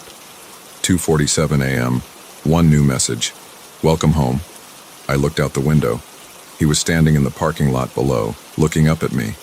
As I watched, he raised his hand and waved. Slowly, deliberately, I raised my own hand. In the window's reflection, I could see us both waving. Our movements were perfectly synchronized. We were wearing the same clothes. We had the same face. I turned away from the window and walked to the door of my room. The hallway was dark and empty. I started walking. Behind me, I heard footsteps. Slow, steady footsteps. I didn't look back. I didn't need to. I knew what I would see. I kept walking, and the footsteps followed. They'll always follow now. Sometimes, late at night, I go into convenience stores. I stand in the corner by the energy drinks. I wait, and when someone walks in, someone who looks tired or afraid or alone, I watch them. I watch them buy their cigarettes or their coffee or their candy bars. I watch them notice me watching. I watch them hurry out into the dark streets. And then I follow. I follow because that's what he did to me. I follow because that's what I am now. I follow because at 2:47 a.m., in every convenience store in every city, someone needs to be standing in the corner. Someone needs to be watching. Someone needs to be following.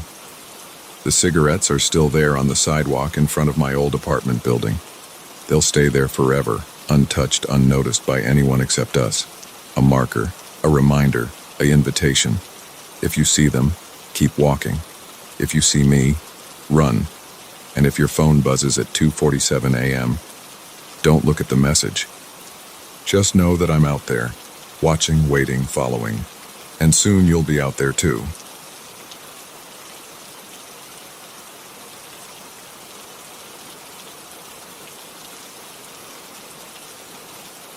The first call came at 11:47 p.m. on a Tuesday. I remember the exact time because I was staring at my phone, thumb hovering over the screen, debating whether to text Sarah back after our fight. The unknown number lit up my screen and I answered without thinking. Hello? Nothing but breathing on the other end. Heavy, rhythmic breathing like someone was holding the phone right up to their mouth. I waited 10 seconds, then hung up. I didn't think much of it at first. Wrong numbers happen. Pocket dials. Drunk people. But the next night, at exactly 11:47 p.m., the same number called again. This time I let it ring 3 times before answering. The breathing started immediately. Deep inhales and slow exhales, perfectly timed, like a metronome. My neck tightened. Who is this? The breathing continued, unchanged. Listen. If this is some kind of joke, they hung up. By the third night, I was waiting for it, sitting on my couch in my dark apartment, TV muted, phone in hand. 11:47 p.m., like clockwork. I didn't answer this time, just watched it ring until it stopped. 10 seconds later, it rang again. My hands were sweating as I hit the block button. A small victory, no more calls from this creep. I set the phone down and walked to the kitchen for a beer. The text came before I reached the fridge. 1408 Pine Street, apartment 3B. My address.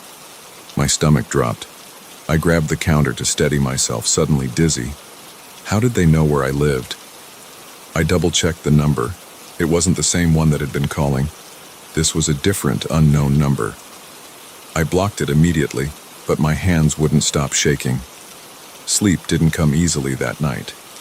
Every car passing outside my window, every creak in the building sent my heart racing. I checked the door locks 3 times, pulled all the blinds shut, sat in the dark with my back against the wall, phone clutched in my hand like a weapon. The next day at work, I couldn't focus. My eyes kept drifting to my phone, sitting face up on my desk. Karen from accounting asked if I was feeling okay, said I looked pale. I mumbled something about a stomach bug and left early.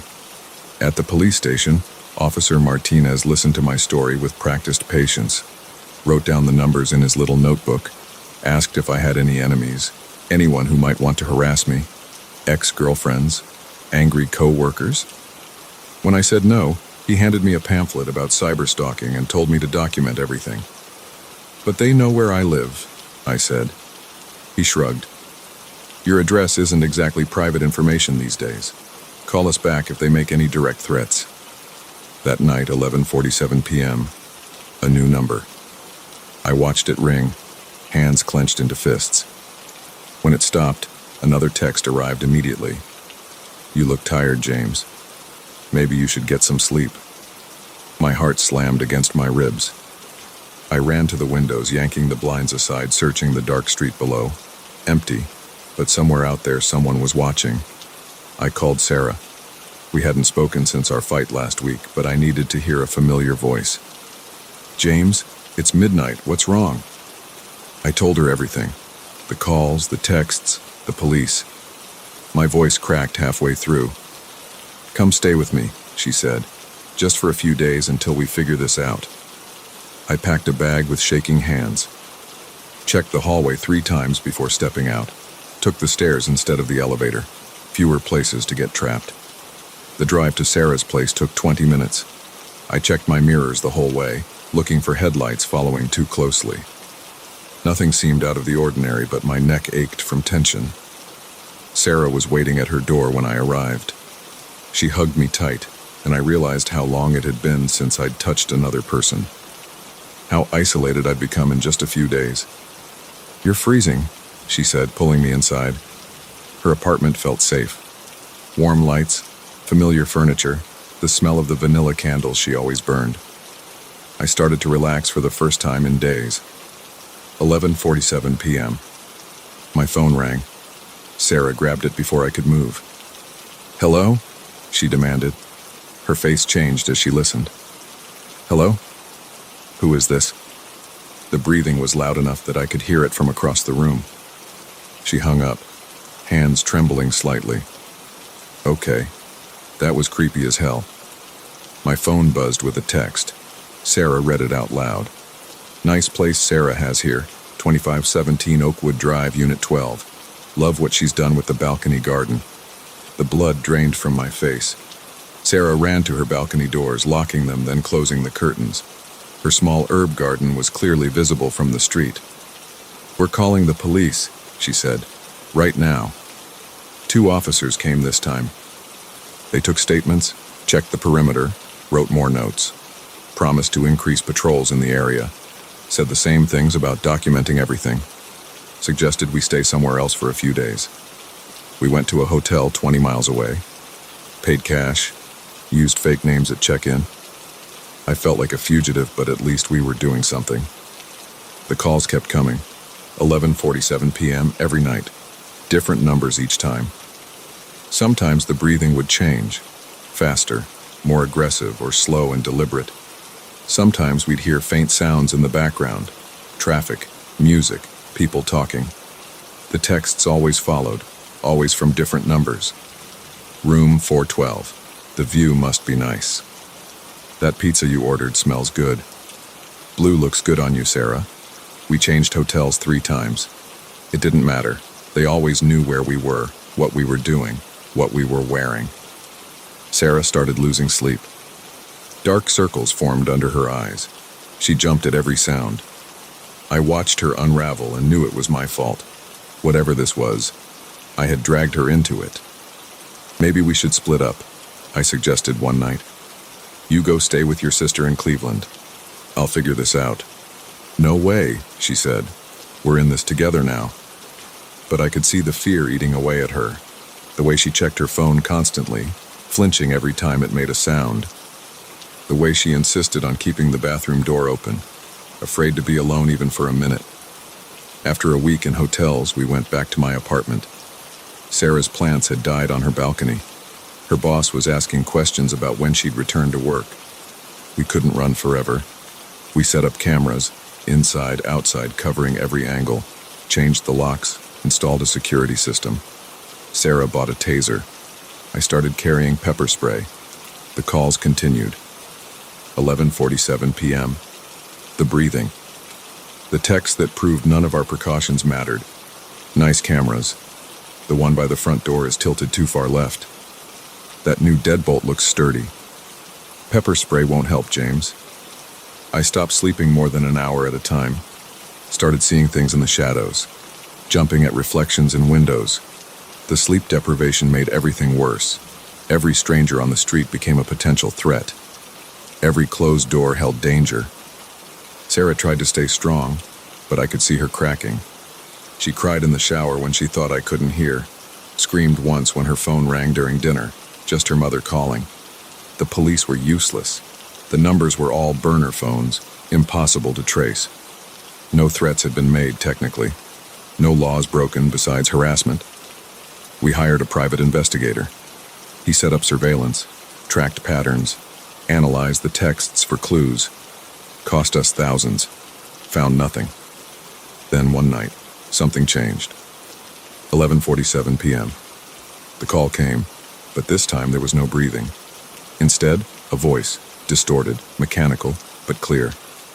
Time to end this game, James. My chest tightened. Sarah gripped my arm so hard it hurt. What do you want? I asked. Look outside. We ran to the window. The street was empty except for a single figure standing under a streetlight. They waved. Sarah screamed. I pulled her away from the window, but she fought me. No, look. She pointed.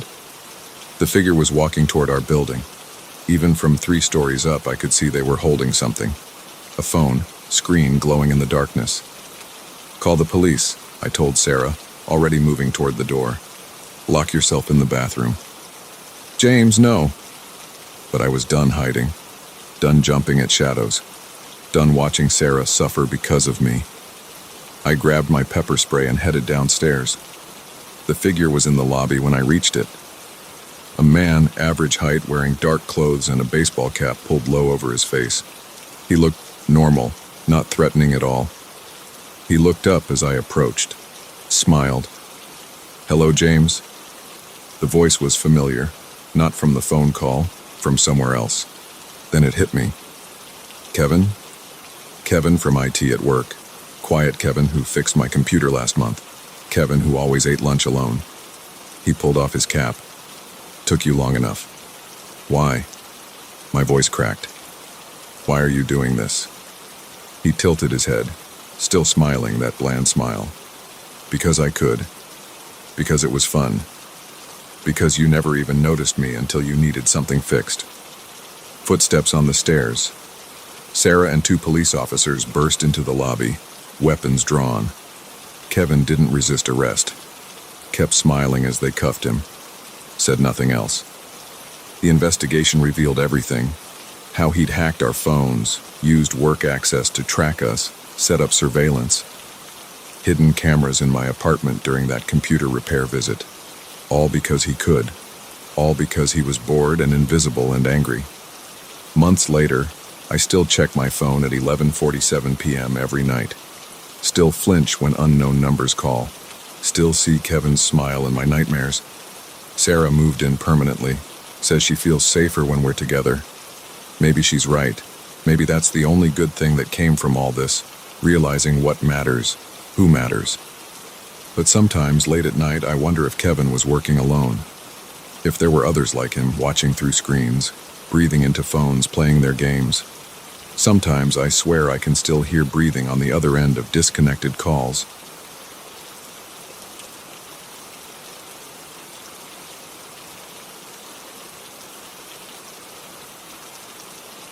The scratching started my first night in Unit 3B. Not the gentle kind a mouse might make, but heavy dragging sounds that scraped across my ceiling at 3 a.m. I lay in bed, staring up at the white popcorn texture above me, listening to whatever was moving around in apartment 4B. That was when I realized I hadn't seen anyone go in or out of that unit since moving in 3 days ago. The realtor had sold me on this place by talking up the quiet neighbors and peaceful atmosphere. Perfect for a writer looking for solitude, she'd said. The price was right, the Upper West Side location was ideal, and after 6 months of crashing on my brother's couch while my divorce finalized, I needed my own space. But now, on night 1, all I could focus on was that heavy scraping sound.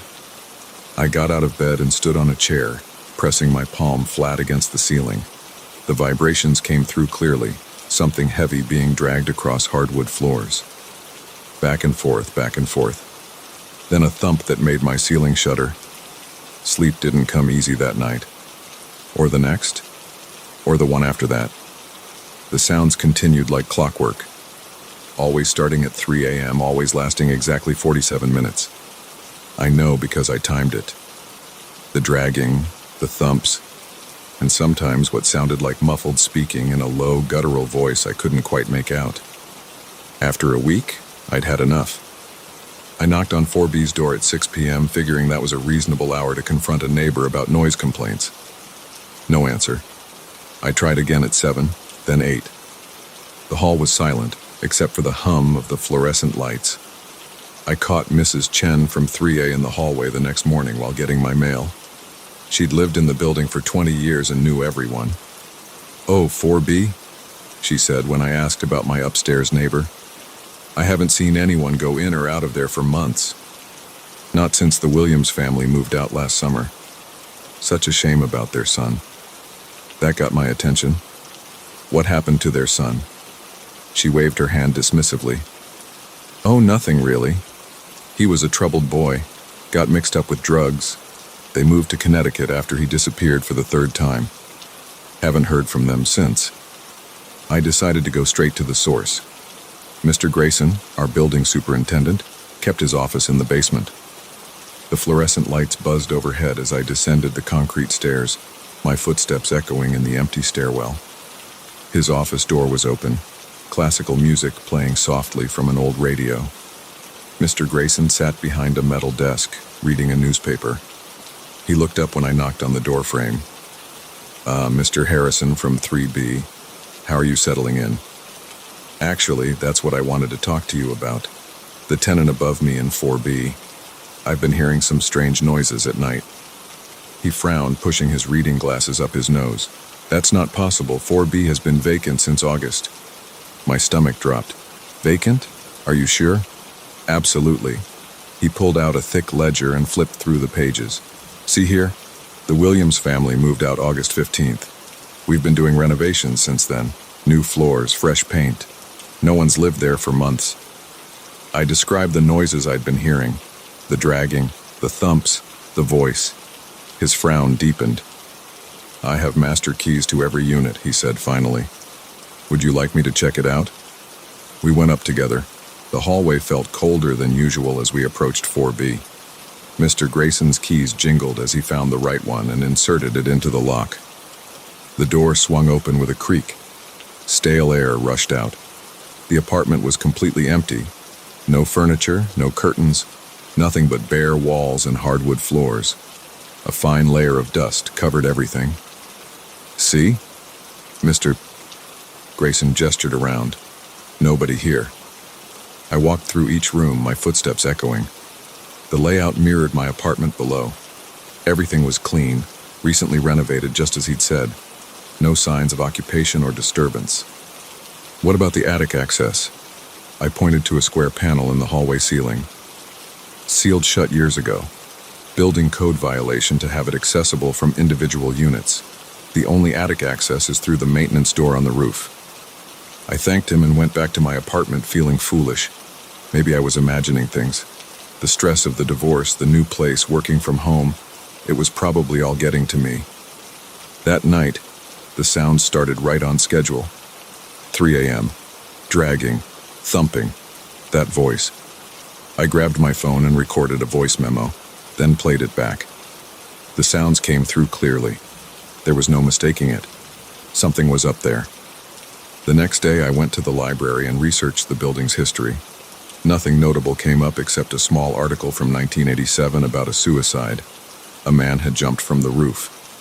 The article didn't specify which unit he'd lived in.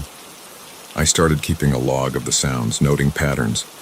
They always began at exactly 3 a.m., always lasted 47 minutes. Always followed the same sequence, dragging for about 20 minutes, then thumping, then that voice speaking in what sounded like rhythmic patterns, almost like chanting. 2 weeks in, I noticed something new. Black liquid had started seeping through my ceiling right above my bed. Just a few drops at first. I put a bucket underneath. By morning, the liquid was gone, leaving no stains. I took a sample with a Q-tip and brought it to a friend who worked in a medical lab. The results came back inconclusive. Some kind of organic matter, she said, but not blood or any other bodily fluid I'm familiar with. The drops became a steady drip, then a stream, always between 3 a.m. and 3:47 a.m., always disappearing by morning without a trace. I started sleeping on my couch. One night I decided I'd had enough. When the sounds began, I grabbed a flashlight and went upstairs. The hallway was pitch black. All the fluorescent bulbs had burnt out simultaneously. 4B's door was closed, as always. I pressed my ear against it. The dragging sound was louder here, accompanied by what sounded like heavy breathing. I tried the handle. Locked. Then I remembered something. During my apartment hunt, I'd viewed several units in this building. They all had the same contractor-grade locks. I'd kept the spare key from my own unit. Maybe it would work on 4B. My hands shook as I inserted the key. It fit perfectly. I turned it slowly, hearing the mechanism click. The door swung open. The apartment wasn't empty anymore. Black liquid covered the floors, ankle deep. It rippled with movement, though there was no breeze. The walls pulsed like they were breathing, and in the center of the living room, something dark and massive dragged itself back and forth across the floor. I couldn't process what I was seeing. The shape was wrong. Too many limbs, moving in impossible ways. It stopped when it noticed me. The thing turned. I saw eyes, dozens of them, glowing faintly in the darkness. That guttural voice emerged from somewhere within its mass, speaking words that hurt my ears and made my vision blur. I ran. Back in my apartment, I shoved furniture against the door. The ceiling shuddered violently. Black liquid poured down in sheets. I called Mr. Grayson. No answer. Police next. They said they'd send someone. 2 officers arrived 20 minutes later. We went up together. The door to 4B was locked again. When Mr. Grayson opened it, the apartment was empty. No liquid, no creature, just bare floors and walls. "Are you sure you weren't dreaming?" one officer asked. No signs of forced entry or disturbance. They left. Mr. Grayson gave me a concerned look before heading back to his office. I spent the rest of the night researching. Found more articles about the 1987 suicide. The man had been involved in some kind of occult group. Police had found strange symbols painted on his walls, books in unknown languages. He'd lived in 4B. That was 3 days ago. The sounds haven't stopped. The liquid keeps coming. Last night, I swear I heard footsteps in the hallway outside my door at 3:47 a.m., heavy, wet footsteps that left no traces by morning. I'm writing this all down because I need someone to know what happened. Tonight, I'm going back up there. I've got my phone to record everything. A crucifix my Catholic mother gave me. Salt. Holy water. Probably useless, but it makes me feel better. The sounds have already started. The liquid is dripping. Time to go. If you're reading this and you live in my building, or you're thinking about moving in, stay away from 4B. Don't try to investigate the sounds, don't look up when the ceiling drips, and whatever you do, don't open that door at 3 a.m. I have to go now. It's calling me.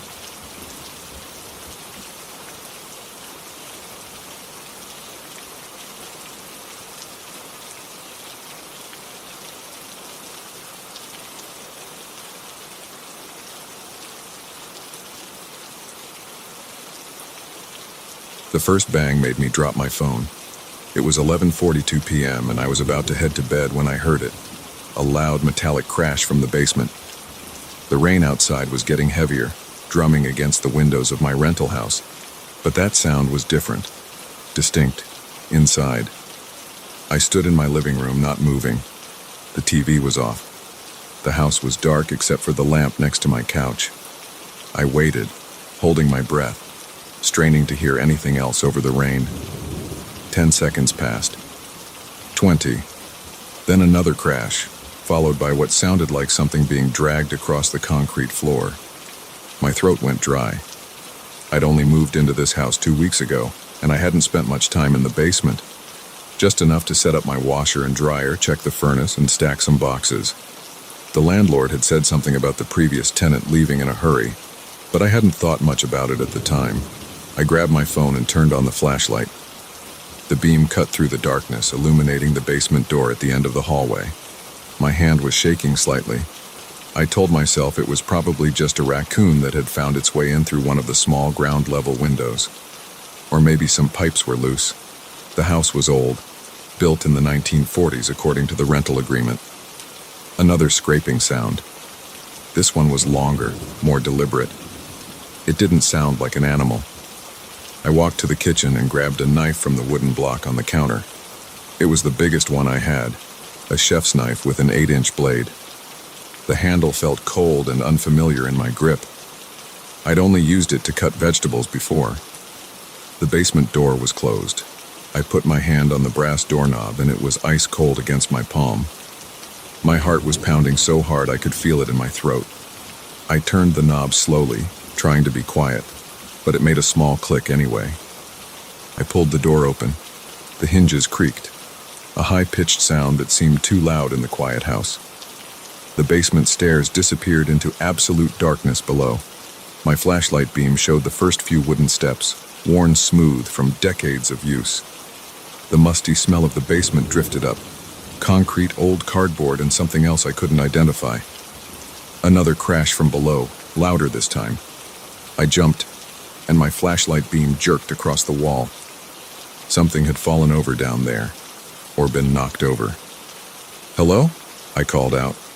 My voice sounded strange and thin. "Is someone there?"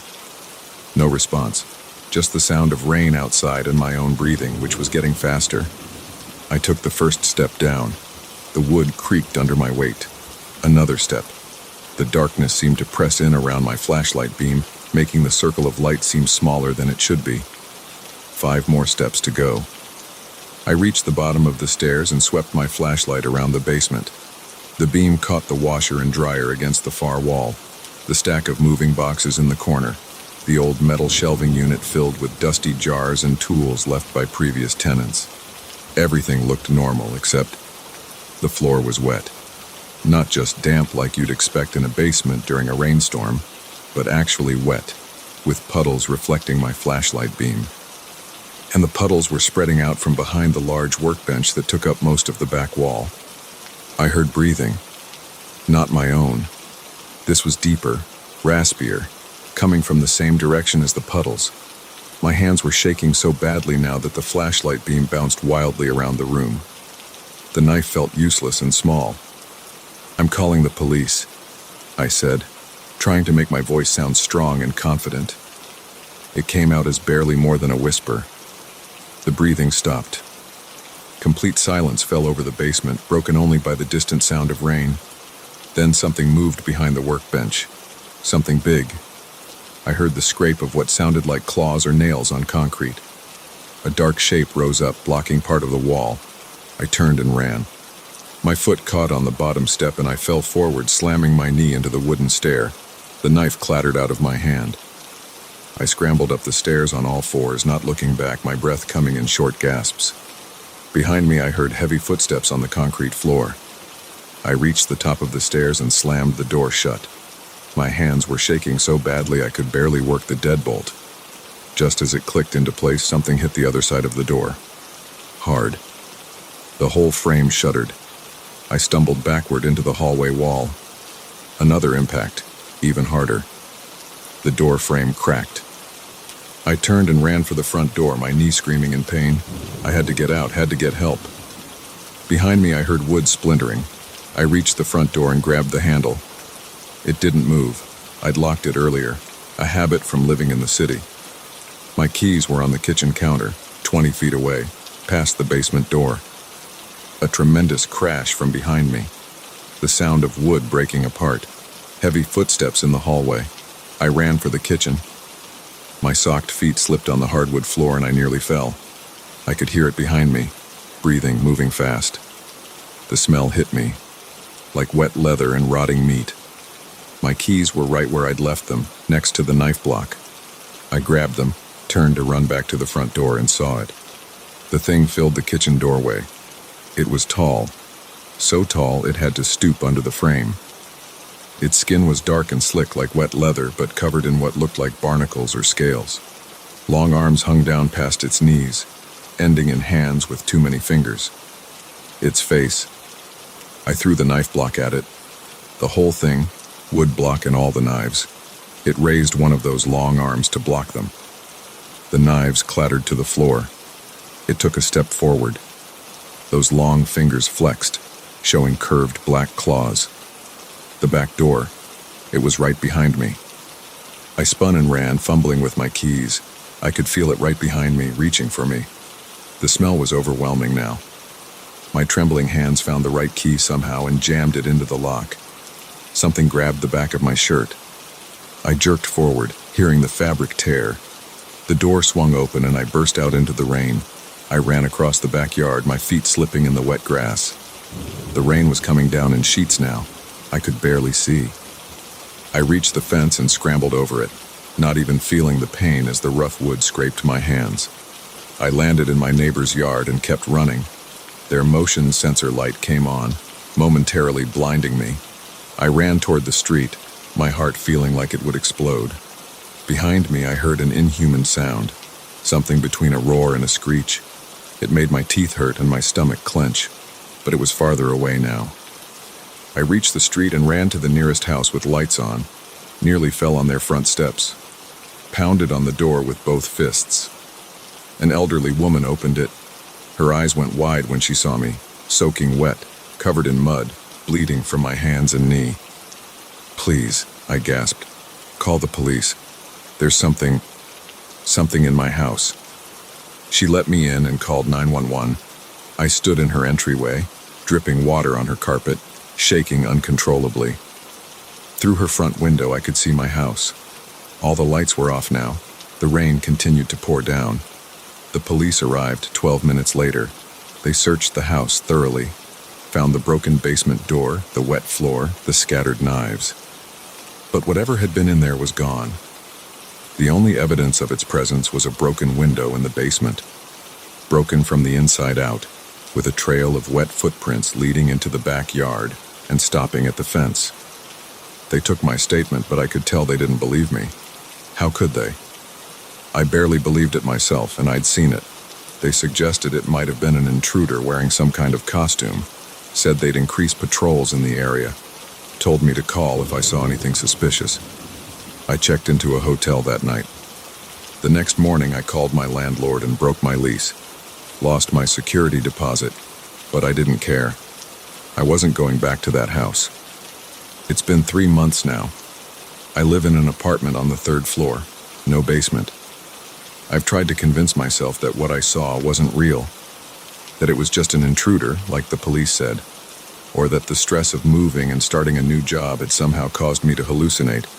But sometimes when it rains at night, I remember the smell, the way it moved, those long fingers with too many joints.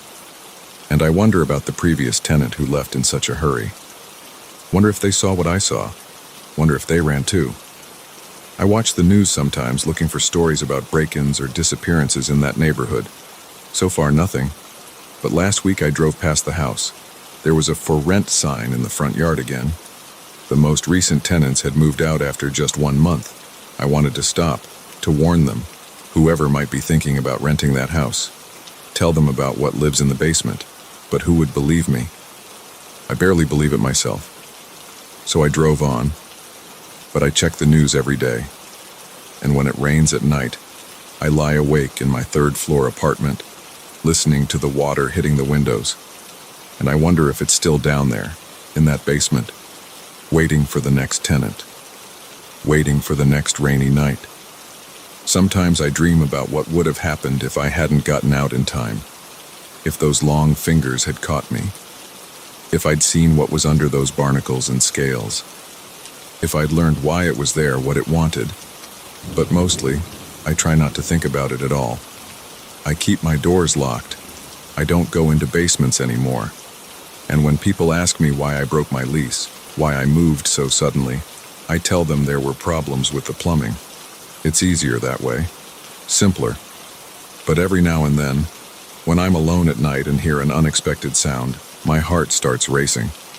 My palms get sweaty. And for a split second I smell wet leather and rotting meat. I know it's just my imagination.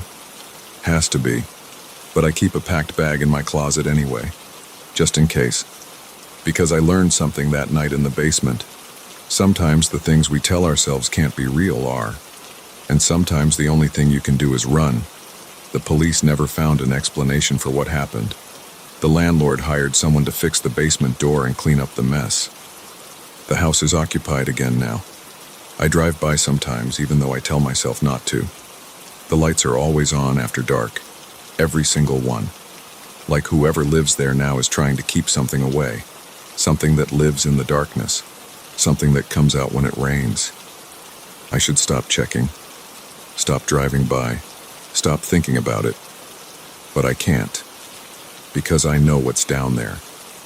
And I know that sooner or later, on another rainy night, someone else will hear those sounds coming from the basement. They'll go down those stairs with a flashlight, thinking it's just their imagination. Just the rain. Just the old house settling. And maybe they'll get lucky like I did. Maybe they'll run fast enough, or maybe... I try not to think about the maybe. I try not to think about the basement at all.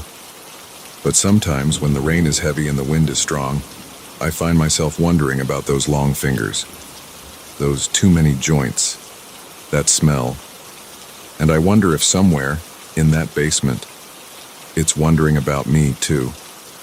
The next morning after it happened, after I'd checked out of the hotel, I went back to the house with 2 police officers to get some of my things. The basement door was still broken, hanging off its hinges. The floor was dry now, but there were marks on the concrete, long scratches that hadn't been there before. And in one corner behind the workbench where I'd first seen it rise up, we found something else. A hole in the wall. Not broken through, but carefully carved or dissolved somehow. The edges were smooth like melted wax. It went deep into the foundation, disappearing into darkness. The officers shone their flashlights into it but couldn't see the end. They called in a building inspector. He said the hole shouldn't be possible, that the foundation was solid concrete 2 feet thick. Said he'd never seen anything like it. They sealed it up with concrete that afternoon. But sometimes I wonder if that was enough. If anything could really seal up a hole like that. The new tenants probably don't know about it. The landlord wouldn't tell them. Bad for business. They probably think the extra deadbolt on the basement door is for security. Probably think the scratches on the floor are from moving furniture. But I know better.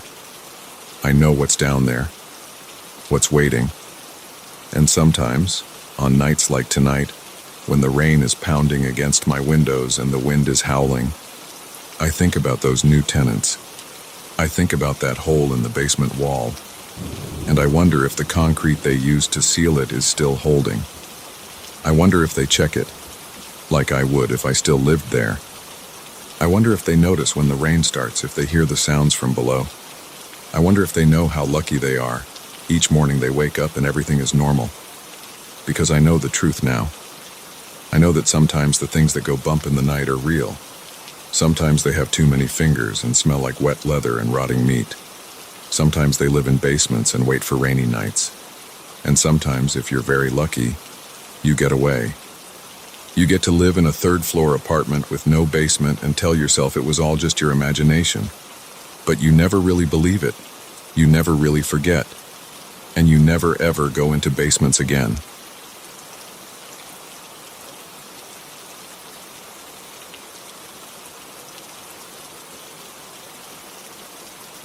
I saw the out-of-order sign on elevator B as I walked into work that morning. Great.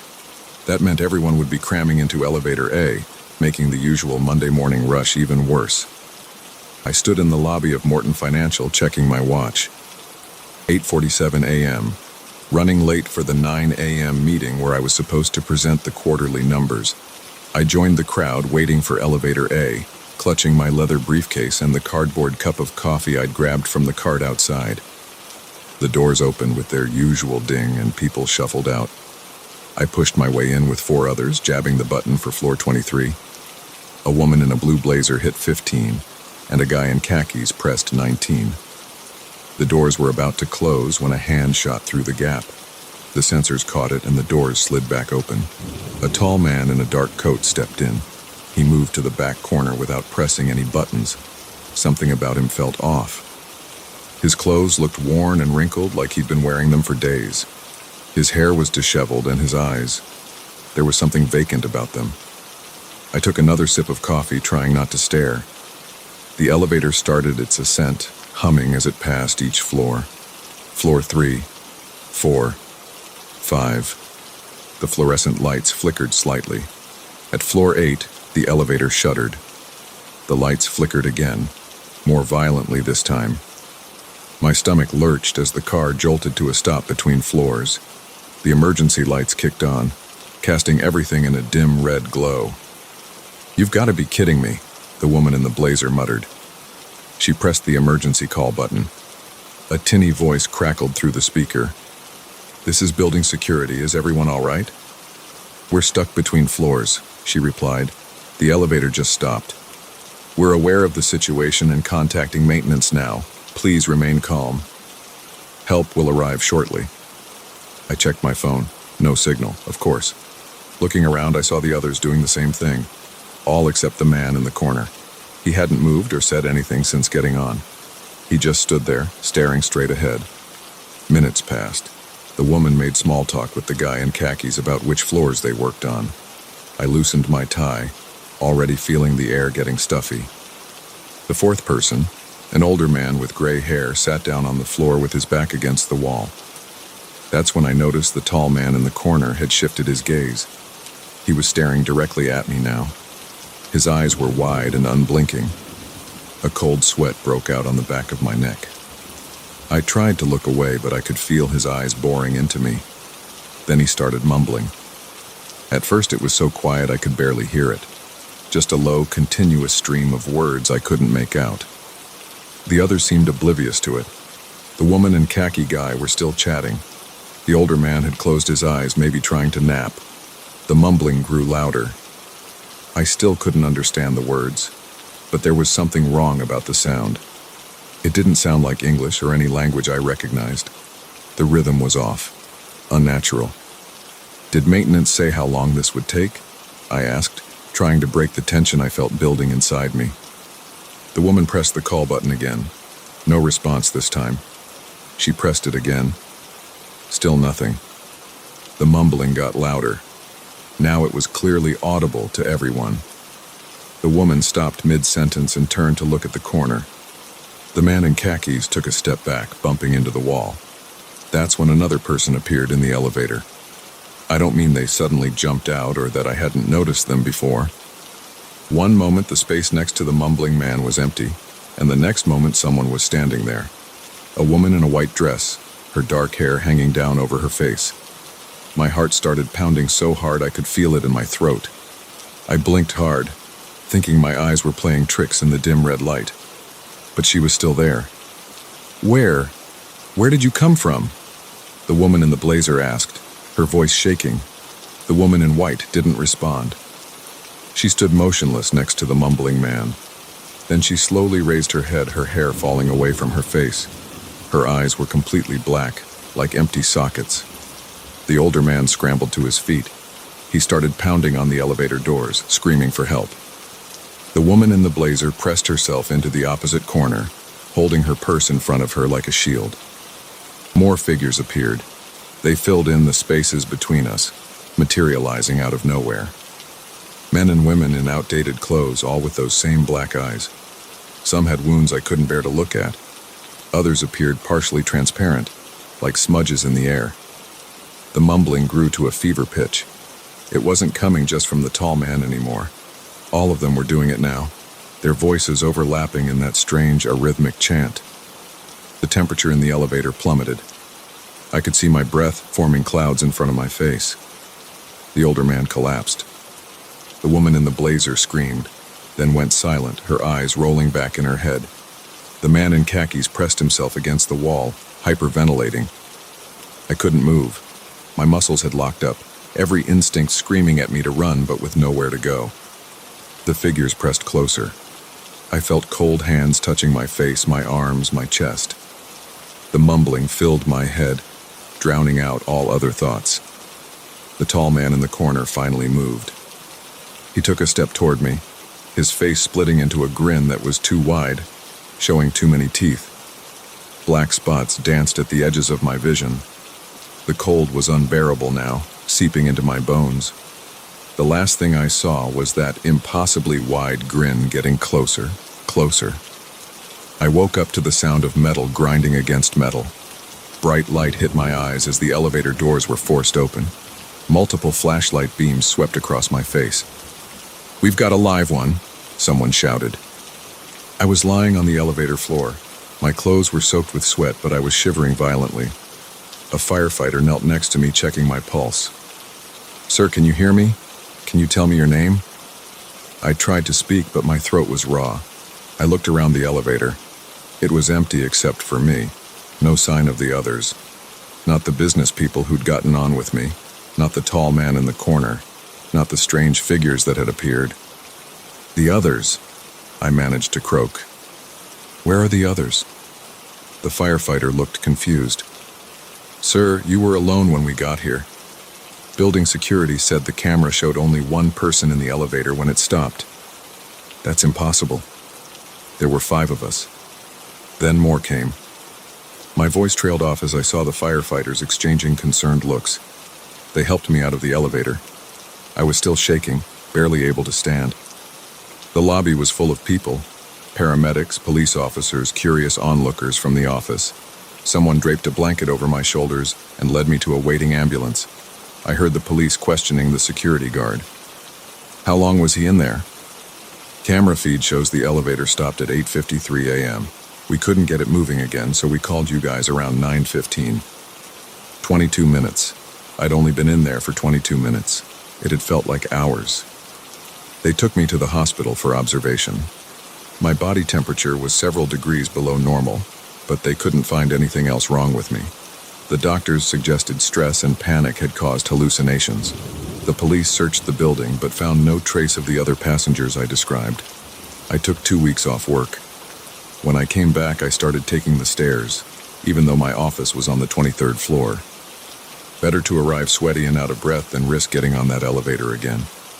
But sometimes when I pass by elevator A, I catch a glimpse of movement in the reflection of its steel doors. A tall figure standing in the corner. And in the quiet moments, when the office is almost empty, I swear I can hear that mumbling, that strange rhythmic chant that makes no sense in any human language. I've asked around about the building's history. No one talks about it officially, but I've heard stories. Stories about people going missing in that elevator over the years. About maintenance workers finding strange marks on the walls during inspections. About security cameras catching impossible images in the middle of the night. The out of order sign appeared on elevator A last week. I watched them put yellow caution tape across the doors. But at night, when the cleaning crew is gone and the floors are empty, I sometimes hear the mechanisms whirring, the cables moving. And if you stand in the lobby long enough, you might hear a ding, and the doors will slide open to an empty car. Just don't get in, especially if you see a tall man standing in the corner staring at you with those empty eyes. Because if you do, you might find out where those other passengers went. The ones who disappeared that day, leaving me alone in that elevator with nothing but questions and the lingering echo of that inhuman mumbling in my dreams. The police never found any trace of them. The security footage only showed me entering the elevator that morning. According to the official report, I was alone the entire time. But I know what I saw. I know what happened in those 22 minutes that felt like an eternity. Sometimes I think about the woman in the blazer, the man in khakis, and the older man with gray hair. I wonder if they're still there, trapped between floors with those things that appeared out of nowhere. I wonder if they're part of that impossible crowd now, appearing to new passengers, mumbling those strange words. Most of all, I wonder about the tall man who got on last. Was he one of them all along? Was he the one who brought the others? Or was he just like me, another passenger who encountered something impossible in that elevator but didn't make it out? I'll never know the answers. I've tried to move on, to convince myself it was all a stress-induced hallucination like the doctor said. But every morning when I climb those 23 flights of stairs, I hear the distant sound of elevator cables moving, of doors opening and closing. And sometimes, just sometimes, I hear something else. A quiet mumbling that echoes up the stairwell, speaking words that no human mouth was meant to form. I've thought about finding another job, moving to a building without elevators. But deep down, I know it wouldn't matter. Whatever I encountered that day, whatever exists in that space between floors, it's not confined to one elevator in one building. It's everywhere, waiting in those metal boxes we trust to carry us up and down every day, waiting for the right moment, the right passenger. So take the stairs, watch the reflections in those steel doors. And if you ever find yourself in an elevator with a tall man who won't stop staring, get out. Get out before the lights flicker, before the car shudders to a stop, before the mumbling starts. Get out before you discover what waits in that space between floors, where the normal rules of our world don't apply, and where some passengers never reach their destination. Because sometimes, the worst part isn't what you see in that red emergency lighting. It's not the cold hands or the black eyes or the impossible appearances. The worst part is surviving, walking away, and spending the rest of your life knowing that they're still there, still waiting, still mumbling those words that no one was ever meant to hear. And sometimes, late at night when I can't sleep, I wonder if I really did survive. If this life I'm living now isn't just another kind of elevator, another kind of between space, where I only think I escaped. Because ever since that day, nothing has felt quite real. The world seems slightly off, like a picture hanging crooked on a wall. And in every reflection, in every quiet moment, I'm back there in that elevator listening to that mumbling grow louder and louder, waiting for those figures to appear. But I'll never know for sure. All I can do is take the stairs, avoid the reflections, and try not to think about what's waiting in those metal boxes, riding up and down, carrying passengers to destinations they never intended to reach.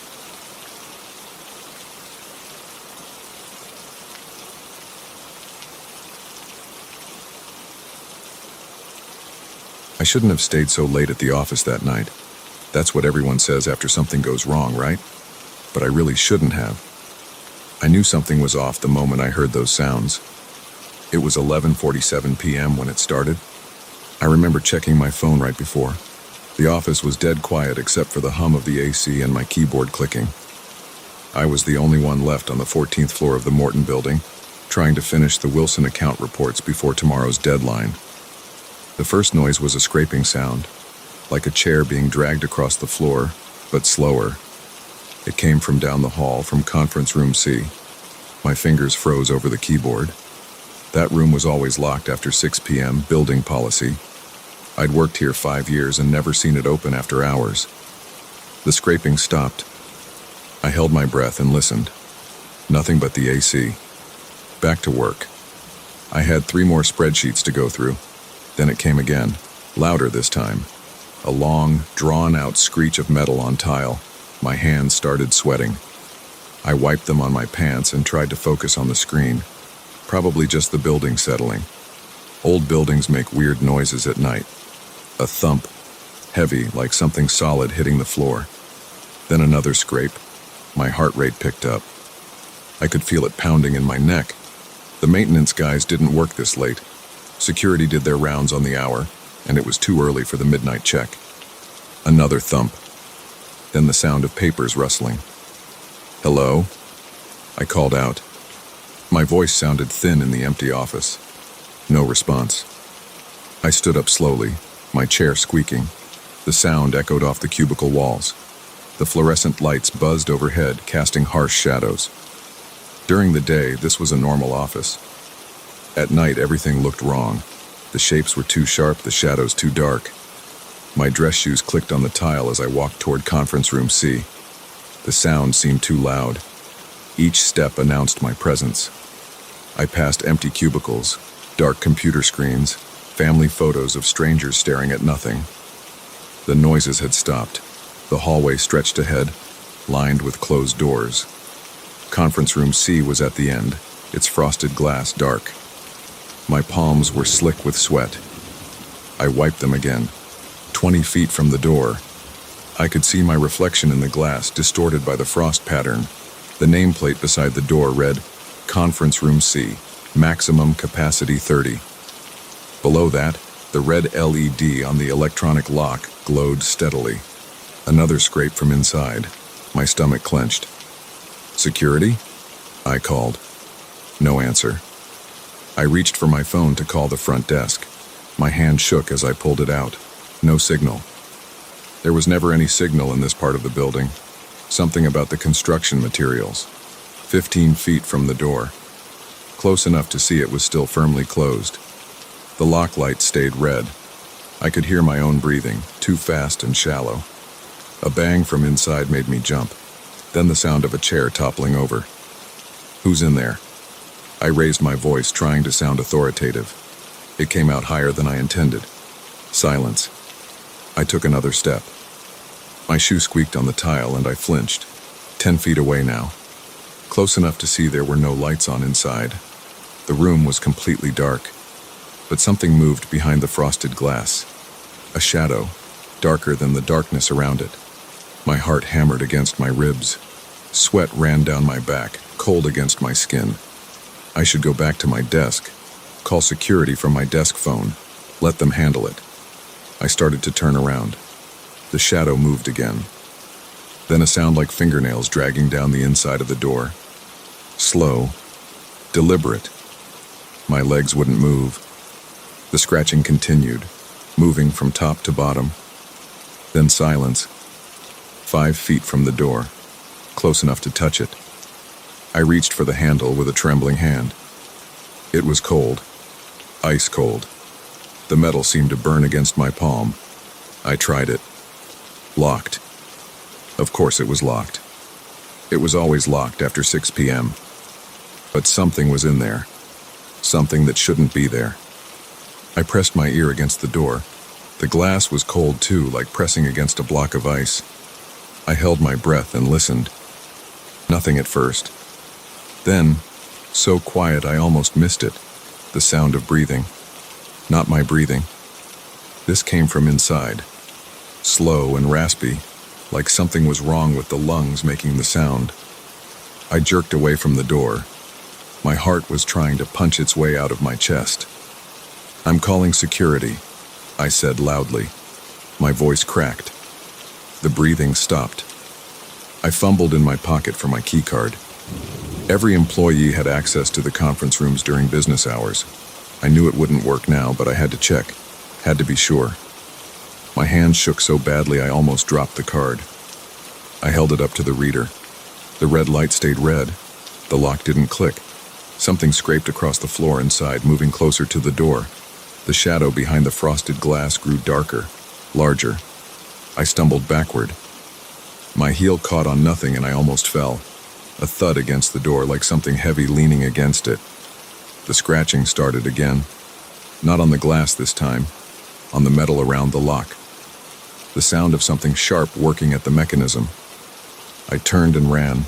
My footsteps echoed through the empty office, past the cubicles, past my desk, toward the elevator.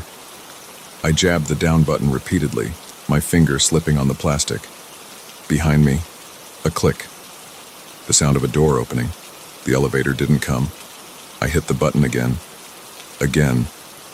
The display showed it was on the 3rd floor, not moving. Footsteps in the hallway. Slow, dragging footsteps. I ran for the stairs, yanked the door open. The stairwell was dark. Emergency lights cast a sickly green glow every few landings. I started down, taking the stairs 2 at a time. My dress shoes slipped on the concrete. I grabbed the railing to keep from falling. Above me, the door opened again. The footsteps entered the stairwell. I ran faster. My lungs burned. Sweat soaked through my shirt. 13 flights to go. The footsteps followed, getting closer. The dragging sound echoed off the walls, distorting, multiplying. It seemed to come from everywhere at once. 12 flights. 11. My legs ached. I couldn't get enough air. The footsteps were right above me now. I could hear the breathing again. That wet, raspy sound. 10 flights. 9. The emergency lights flickered. Something grabbed the back of my jacket. Cold fingers brushed my neck. I screamed and jerked away. The fabric tore. I lost my footing and fell, tumbling down half a flight of stairs. Pain shot through my shoulder as I hit the landing. I scrambled to my feet. Didn't look back. Just ran. 8 flights. 7. 6. The lights went out completely. I ran in darkness, one hand on the rail, the other out in front of me. My shoulder throbbed. Each breath felt like inhaling fire. The footsteps kept coming. Closer, closer, 5 flights, 4. A light flickered on above me. I looked up. I wish I hadn't. 3 flights, 2. My legs were rubber. I couldn't feel my feet. The lobby door was just ahead. I slammed into it at full speed, bursting out into the fluorescent-lit lobby. The night security guard looked up from his desk, startled. "Sir, are you all right?" I pointed at the stairwell door, trying to speak. No words came out, just ragged gasps. The guard stood up, reaching for his radio. The door swung shut behind me. "Sir, what happened?" I finally found my voice. "Conference room C," I wheezed. Someone... The guard was already moving, radio in hand. "Stay here," he said. He drew his flashlight and headed for the elevator. I collapsed into one of the lobby chairs, trembling. My shoulders screamed in pain. I could feel bruises forming where I'd hit the stairs. 10 minutes later, the guard came back down. 2 more security officers were with him. "We checked the entire floor," he said. "Conference room C was locked. No signs of entry. All other rooms secure. But I heard..." I started. "No one up there, sir. We looked everywhere." "You sure you weren't just working too hard? Sometimes when people are tired..." I didn't go back to my desk that night. Left my laptop, my phone, everything. Called in sick the next day. When I finally went back 2 days later, everything was normal. Conference room C was locked like always. No scratches on the door. No marks on the lock. I requested a transfer to our downtown office the next week. Got approved the same day. I work on the 2nd floor now. Never stay past 6. But sometimes when I'm lying in bed at night, I still hear that dragging sound. Still feel those cold fingers on my neck. And I still wonder what I would have seen if I'd looked through that frosted glass, if I'd seen what was really in conference room C that night. I don't work late anymore. Some questions are better left unanswered, They still use that conference room. I checked.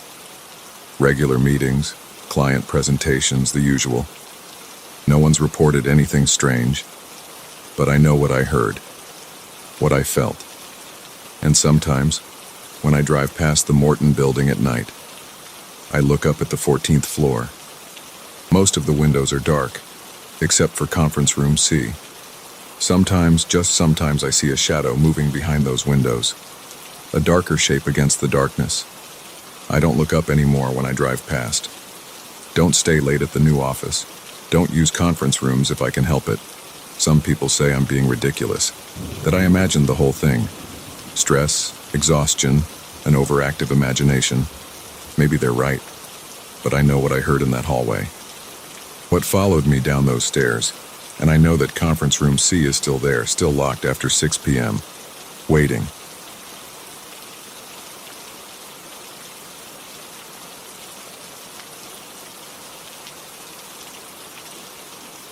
Three sharp knocks jolted me from sleep at 2:47 a.m.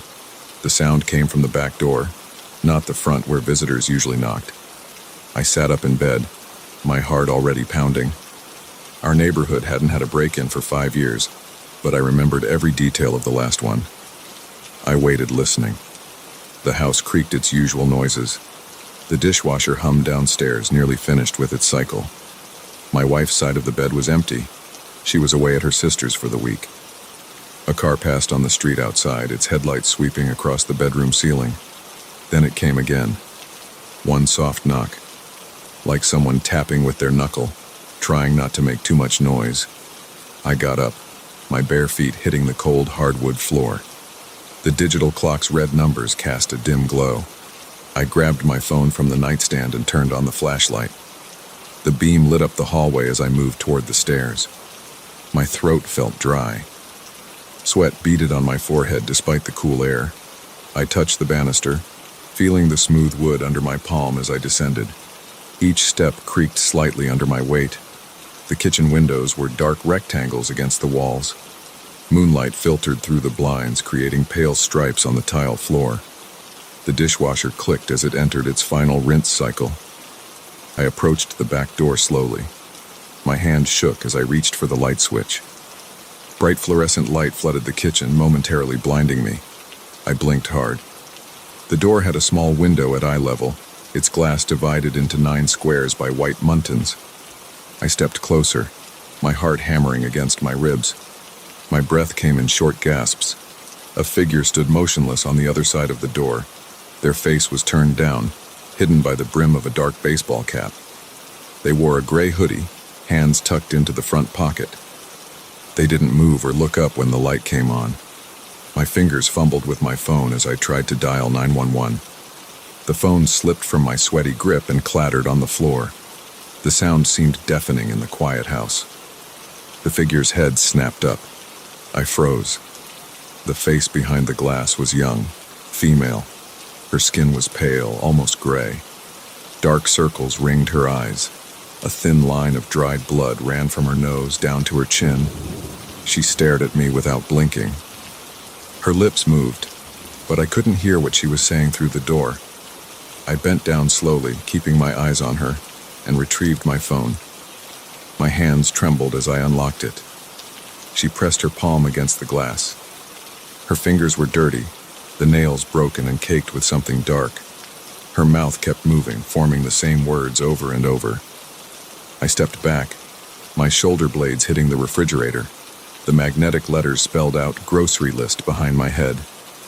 One fell off and hit the floor with a small plastic click. The girl's expression didn't change. She kept mouthing words, her hand still pressed against the window. A car drove by on the street out front, its engine sound rising and falling. I looked down at my phone screen, trying to focus enough to dial. When I looked back up, she had moved closer to the glass. Her breath fogged the pain around her mouth. Now I could read her lips. Please let me in.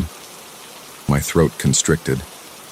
I managed to dial 911, my thumb leaving a smear of sweat on the screen. The phone began to ring. She knocked again, 3 soft taps. Her knuckles left smudges on the glass. 911, what's your emergency?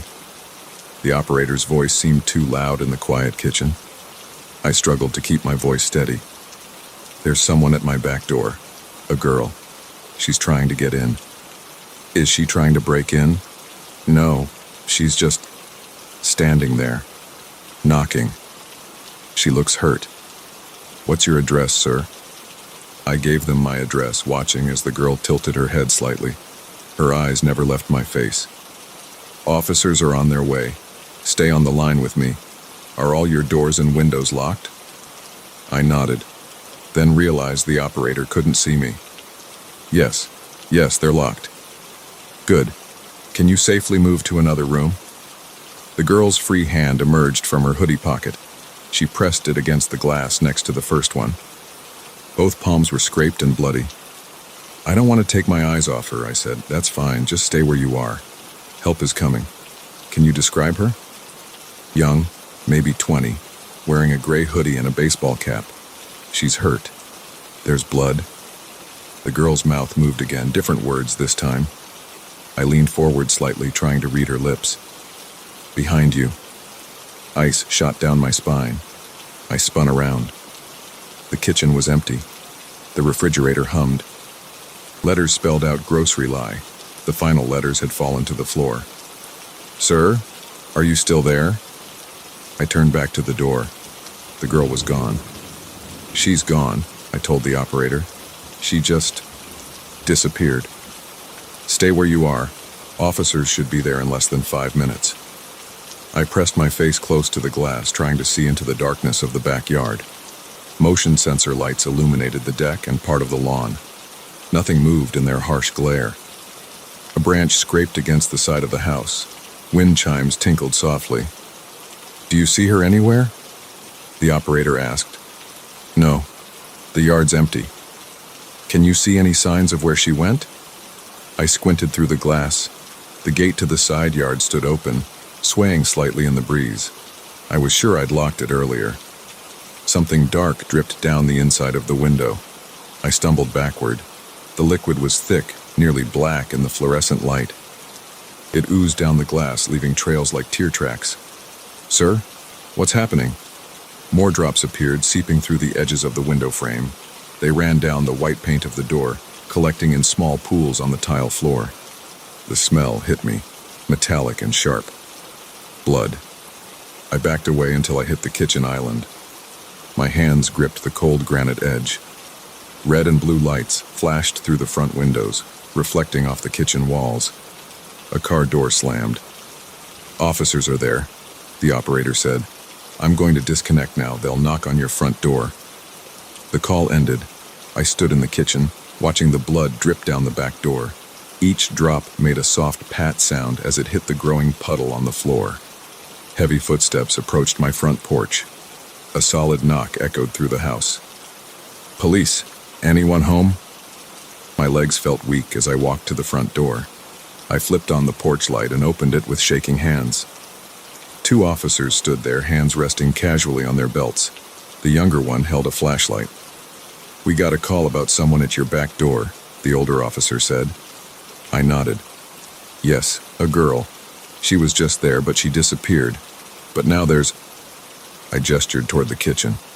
You need to see this. They followed me through the house. Their boots squeaked on the hardwood floors. I stopped at the kitchen entrance and pointed at the back door. The door was clean. No blood, no drips. The window was clear, reflecting the kitchen lights. She was right there, I said.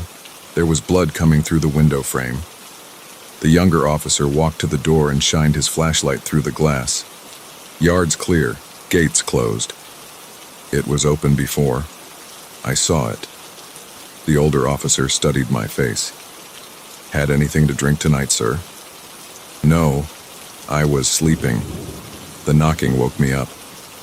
They checked the door's lock, then walked through the house, flashlight beams sweeping across walls and into corners. They found nothing. No signs of attempted entry, the older officer said. No footprints on the deck. You sure about what you saw? I stood in the kitchen, staring at the clean door and spotless floor. I know what I saw. They left their card, told me to call if anything else happened. I watched through the front window as their patrol car pulled away, red and blue lights cutting through the darkness. The house felt different now. Bigger, emptier. Every shadow seemed deeper. I checked all the doors and windows again. Locked. The back gate was secured with its padlock. The motion lights showed an empty yard. My phone said 3:36 a.m. Too early to call my wife. Too late to call anyone else. I made coffee, my hands still shaking slightly. The familiar routine helped. Measuring the grounds, filling the water reservoir, pressing the brew button. The machine gurgled and steamed. I couldn't go back upstairs. Not yet. I sat at the kitchen island, facing the back door, and wrapped my hands around a hot mug. The coffee maker clicked off. The dishwasher had finished its cycle. The house settled into silence. A soft tap came from behind me. I turned slowly, already knowing what I would see. The girl stood at the kitchen window over the sink. Her face was pressed against the glass, breath fogging the pane.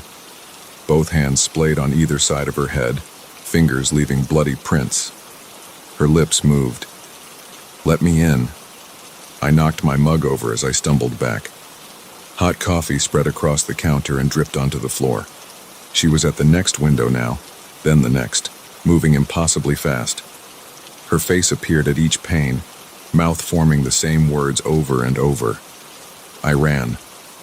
Through the living room, up the stairs, taking them two at a time. My feet slipped on the carpet runner. In my bedroom, I slammed the door and turned the lock. Sweat soaked my t-shirt. My chest heaved as I tried to catch my breath. Tap, tap, tap. The sound came from my bedroom window. I couldn't stop myself from looking. She hung upside down outside the second-story window, her face level with mine. The baseball cap was gone. Her dark hair hung straight down, swaying slightly. She smiled, showing blood-stained teeth. I ripped the curtains closed and pressed my back against the wall. My heart pounded so hard I could feel it in my throat. The tapping moved around the room, window to window. I couldn't tell if she was actually moving or if the sound was coming from everywhere at once. My phone was still in my hand. I managed to pull up my recent calls through blurred vision. The police dispatcher answered on the first ring. "She's back," I gasped. "She's outside my windows, second floor. Units are already on their way," the dispatcher said. "Stay on the line." The tapping stopped. Silence pressed against my ears. I heard my own ragged breathing, the blood rushing in my temples. "Hello?" The voice came from right outside my bedroom door. Young. Female. Slightly muffled. "I can come in now." The doorknob slowly began to turn. I lunged forward and grabbed it, holding it in place. The metal was ice cold under my palm. "Officers are 3 minutes out," the dispatcher said. The door shuddered as something hit it from the other side. The frame creaked. Another impact. Harder. The door bucked in its frame. I braced my shoulder against it, feet sliding on the carpet. The doorknob burned cold in my grip. Bang. The door shook so hard my teeth rattled. 1 minute out, the dispatcher said. "Help is almost there." Something wet seeped under the door, soaking into the carpet. Dark liquid spread across the white fibers. The doorknob went still in my hand. Silence again. Red and blue lights strobed through the curtains. Car doors slammed outside. I kept my weight against the door, listening. Nothing. Heavy footsteps pounded up the stairs. "Police, where are you?" "Here," my voice cracked. "Bedroom." "Step away from the door, sir." I released the doorknob and moved back. My hand was stiff from gripping it. The door burst open. 2 officers entered, guns drawn. Different ones from before. They cleared the room, checked the windows, looked in the closet and bathroom. Found nothing. I pointed at the carpet. Blood. There was blood coming under the door. The carpet was clean, dry, no stains. One officer radioed for paramedics to check me out. The other asked questions I could barely focus on. Had I been under unusual stress? Taking any medications? When did I last sleep? The paramedics found my blood pressure high, pulse elevated, everything else normal. They suggested I go to the hospital. I refused. The police searched the entire house again. No signs of intrusion. No blood. No evidence anyone had been there. They left as dawn began to lighten the sky. I sat on my bed watching the shadows fade. My wife called at 7:30, her usual morning check-in. "Everything okay?" she asked. "You sound strange." I stared at the back door through my bedroom window. Normal, clean, closed. "Fine," I said. "Everything's fine. When are you coming home?" "Tomorrow night, like we planned. Sure you're okay?" The sun lit up the kitchen windows downstairs. No faces, no bloody handprints. Just tired. Didn't sleep well. We said goodbye. I kept watching the door. The morning passed. I didn't sleep. Couldn't sleep. At noon, my phone buzzed with a text from an unknown number. "Thank you for letting me in." I dropped the phone. It bounced on the carpet. Another text came through. "See you tonight." I'm writing this now, sitting in my car in a parking lot across town. The sun is setting. Soon it will be dark. I don't know if I imagined everything. The doctors at the urgent care clinic found nothing wrong with me. No drugs in my system. No sign of mental illness. But I know I can't go home tonight. My phone buzzes. A new text. "I followed you." I look in the rearview mirror. She's in the back seat. She smiles with blood-stained teeth. "Let me in," she says, but she's already here.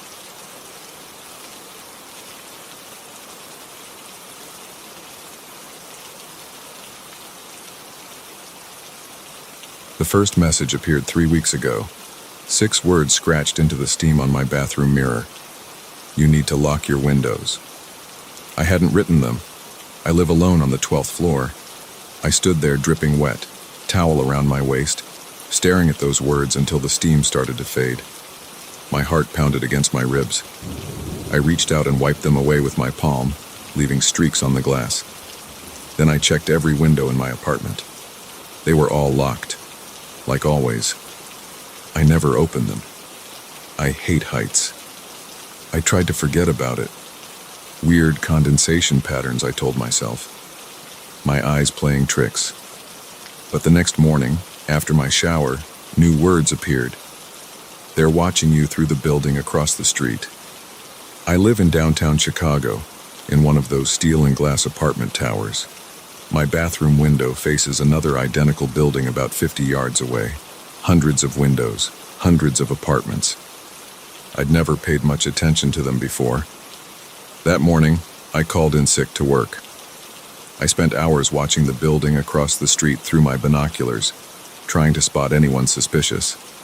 All I saw were office workers at their computers, cleaning staff moving between rooms, a few elderly residents watering plants on their balconies.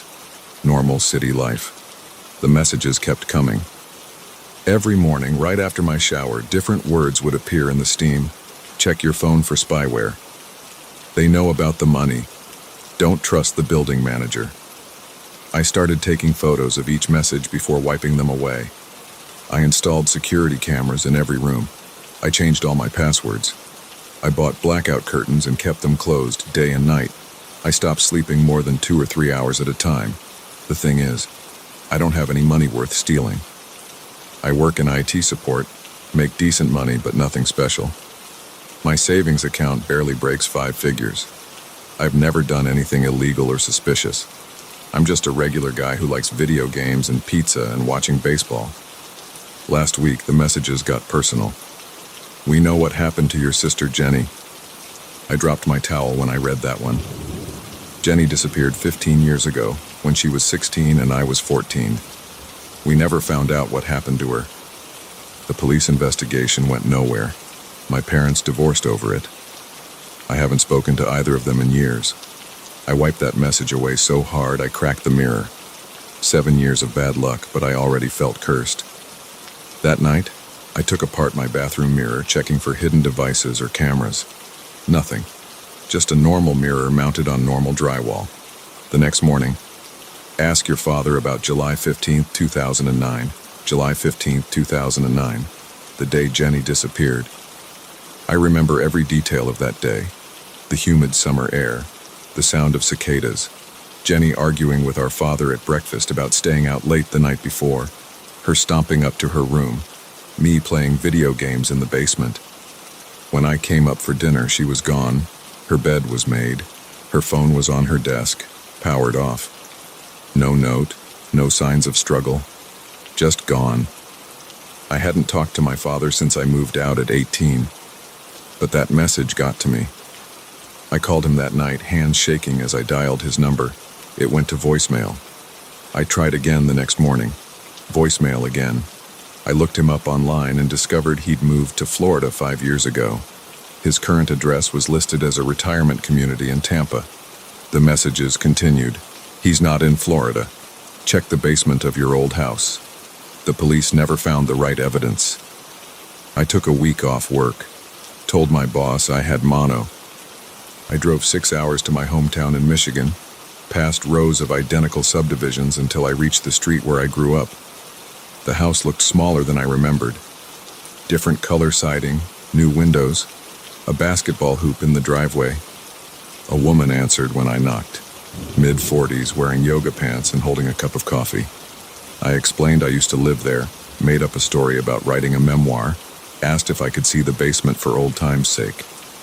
She looked suspicious but agreed when I offered her $100. The basement had been finished.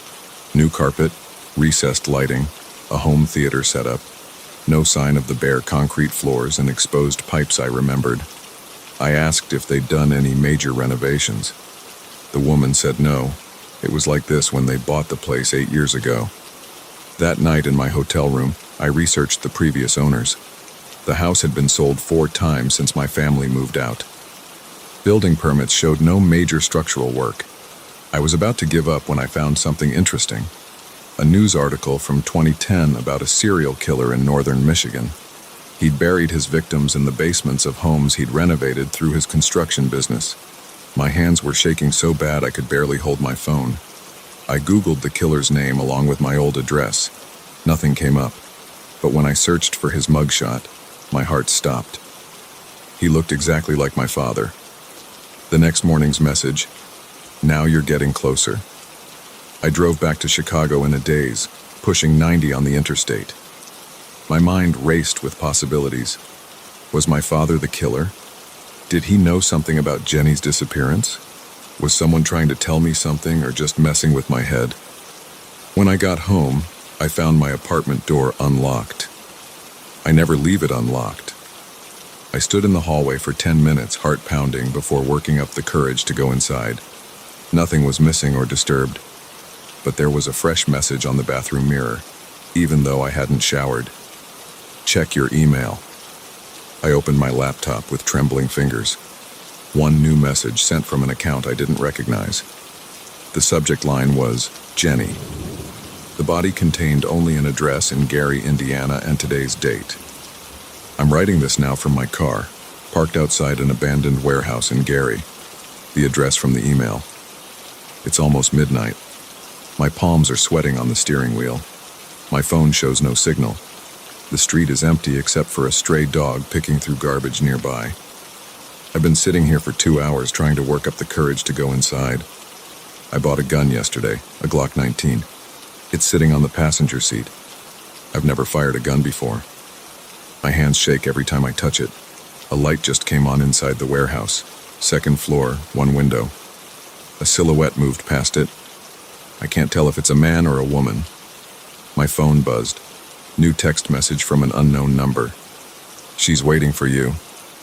I'm going in. I have to know. The gun is heavy in my jacket pocket. My footsteps echo on the cracked pavement as I approach the warehouse door. It's slightly ajar, rusty hinges creaking in the wind. The 1st floor is one huge room, empty except for broken pallets and graffiti-covered walls. Moonlight streams through broken windows. The air smells like mold and rat droppings. A metal staircase leads to the 2nd floor. Each step groans under my weight. My breathing sounds too loud in the silence. At the top of the stairs, a long hallway stretches into darkness. One door is open at the far end, yellow light spilling out.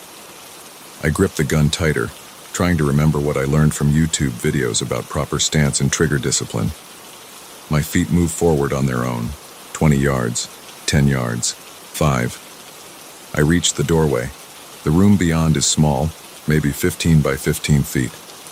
Bare concrete walls, a single light bulb hanging from the ceiling, and sitting in a metal folding chair in the center of the room, Jenny. She looks exactly the same as she did 15 years ago, 16 years old. Long brown hair, wearing the same Green Day t-shirt and ripped jeans she had on the day she disappeared. She's transparent, like a projection or a hologram. I can see the wall through her body. "Hi, little brother," she says. Her voice sounds distant, like it's coming through water. "I've been trying to reach you." I drop the gun. It clatters on the concrete floor. My legs give out and I sit down hard, staring at my sister's ghost. "How? What?" I can't form complete sentences. "I'm sorry about the messages," she says. "I had to get your attention somehow. It took me years to learn how to manipulate physical objects. The mirror was easiest. Water vapor is close to my state of being. Are you dead?" My voice cracks on the last word. She nods. "Since that day, July 15th, 2009. Dad?" Another nod. "He's buried 6 other girls in basements across Michigan. The police never connected the cases because he used different construction companies each time, different names. He's smart. Careful. Where is he now?" "Not in Florida," Jenny says. "He's in Detroit, still working construction, still hunting." My hands are shaking so bad I have to sit on them. "Why didn't you tell me sooner?" "I tried. For years. But it's hard to break through to the physical world. It takes so much energy. And I had to wait until you were ready to believe." "What do you want me to do?" "Stop him," Jenny says. Her image flickers like a bad TV signal. "I can show you where the bodies are buried, where to find the evidence. But you have to help me. Help us. We can't rest until he's stopped." I pick up the gun. It feels heavier now, more real. "Tell me everything." Jenny's ghost tells me about the other girls, their names, their stories, how our father gained their trust, how he killed them, where he buried them. She gives me addresses, dates, details only the killer would know. I take notes on my phone, hands steadier now. This is real.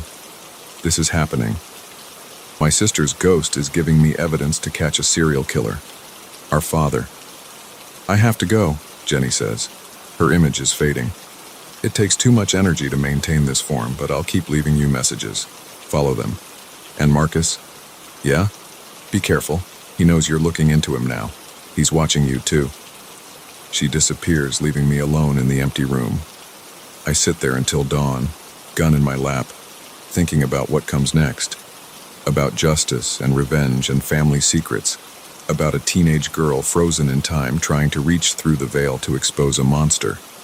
When I get home, there's a new message on my mirror, even though I haven't showered. "It begins now." I wipe it away and start packing. I have addresses to check, evidence to gather, a father to find. And somewhere in Michigan, 6 families who deserve to know what happened to their daughters.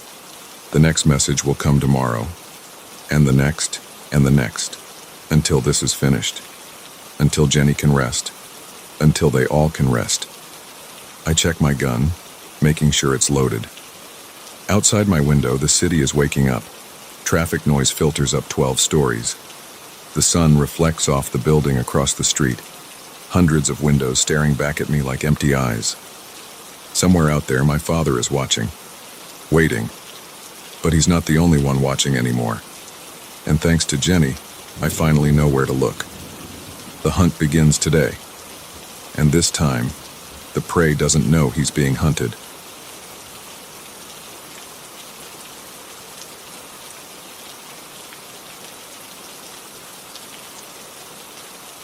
The thuds above my head made the ceiling lamp sway.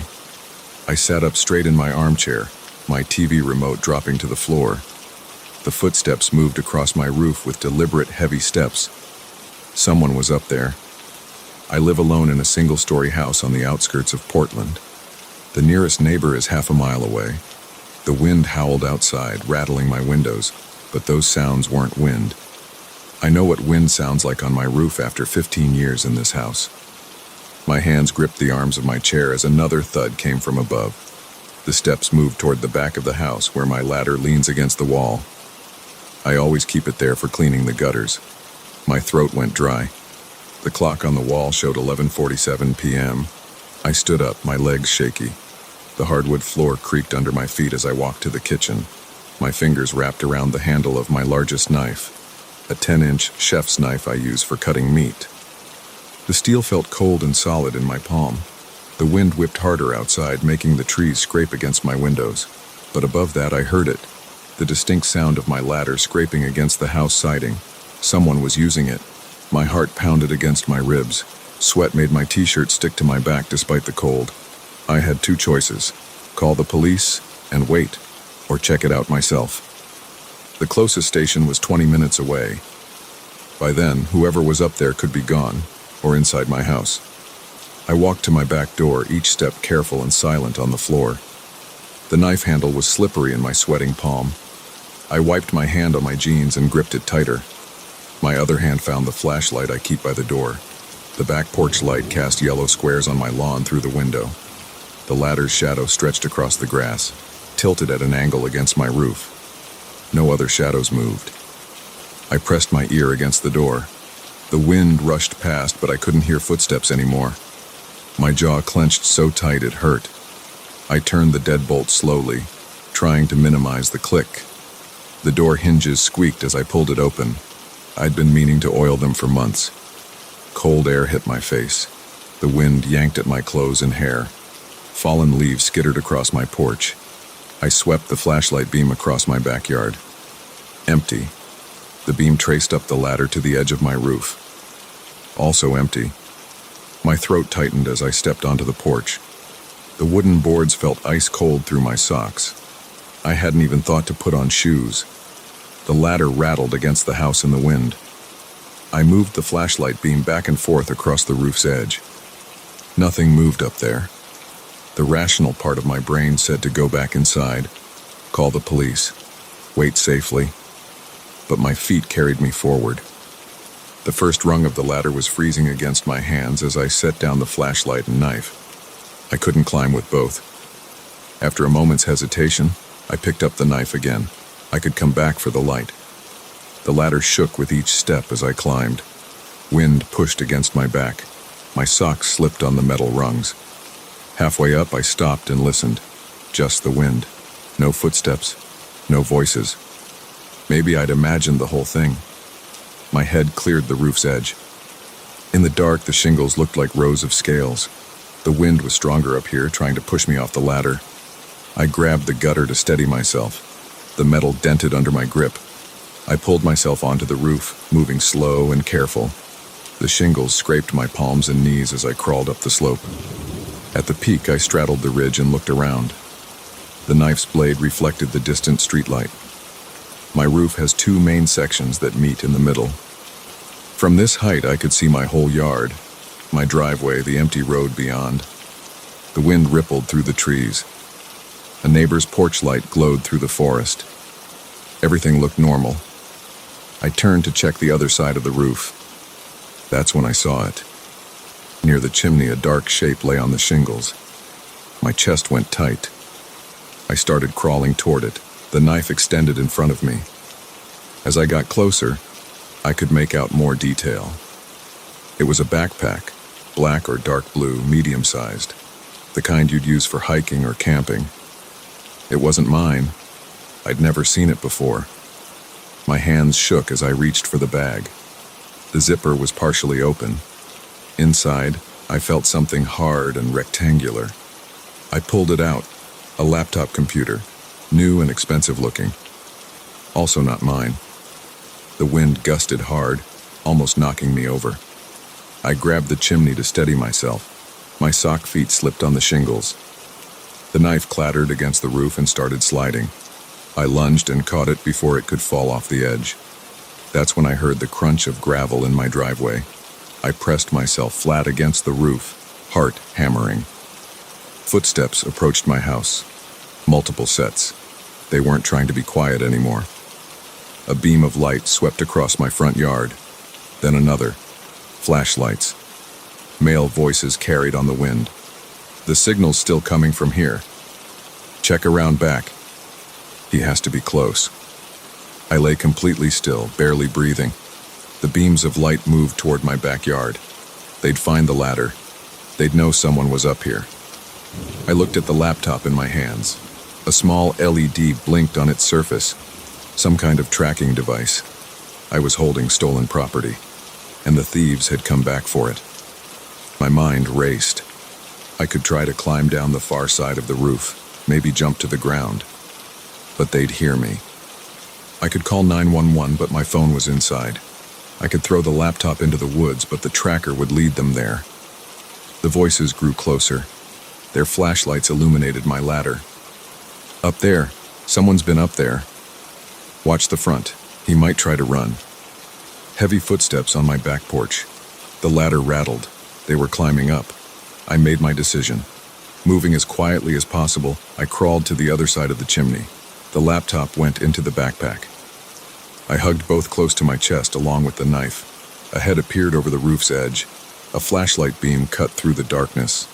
I held my breath. Nothing here, the man called down. Wait, there's something by the chimney. The beam moved closer. I pressed harder against the bricks.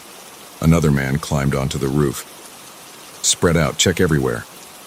Their footsteps crunched on the shingles, getting closer. The wind covered some of the sound, but not enough. My palms were sweating again. The knife felt slick in my grip. A beam of light passed inches from my shoes. I pulled my feet in tighter. Hey, one of them shouted. He'd seen me. I exploded into motion. Launching away from the chimney, I sprinted down the slope of the roof. Their shouts followed me. Flashlight beams swung wild. The shingles tore at my socks. The roof edge approached fast, too fast. I couldn't stop. I hugged the backpack to my chest and jumped. The fall lasted forever and no time at all. The ground rushed up. I hit the grass hard, rolling to absorb the impact. Pain shot through my shoulder and hip, but I was moving, running, before my brain could process the landing. Shouts behind me, running footsteps. I sprinted across my backyard toward the trees. Branches whipped my face. Rocks and sticks stabbed my feet through my shredded socks. A flashlight beam caught me. A gunshot cracked through the night. Bark exploded from a tree trunk beside my head. I ran harder, deeper into the woods. The ground sloped down toward the creek that runs behind my property. The backpack bounced against my ribs with each step. The knife was still somehow in my hand. More shots, more shouting, but farther away now. The trees were thicker here, harder to follow someone through. I knew these woods. I'd walked them for years. They didn't. I splashed through the creek, the icy water soaking my feet. Up the far bank, through more trees. My lungs burned, my legs trembled, but I kept running. After what felt like hours, I stopped to listen. Nothing but wind in the trees. No flashlights, no footsteps, no voices. I was about a mile from my house, near the highway. My whole body shook from adrenaline and cold. My shoulder throbbed where I'd landed. My feet were bleeding. Looking inside the backpack again, I found more than just the laptop. There was a thick envelope full of cash, a handgun, a small bag of diamonds, and a USB drive labeled evidence. I knew I should go to the police, but something made me hesitate. Those men had been willing to kill over what was in this bag. They'd tracked it to my house. They knew where I lived. Instead, I started walking toward town. I needed to find somewhere safe, somewhere to look through what I'd found, somewhere to figure out exactly what I'd stumbled into. The wind followed me down the dark highway. Every passing car made me flinch, expecting flashlights and gunshots, but none came. I'd escaped, for now. But as I walked, One thought kept circling in my mind. Those footsteps on my roof hadn't been a random incident. Someone had deliberately hidden this bag there. My house had been chosen. The question was, why? My feet carried me forward through the night as I gripped the knife and backpack. The wind grew colder, and somewhere behind me I knew they were still searching. This wasn't over. It was just beginning. The lights of town grew closer with each step. I needed answers. I needed help.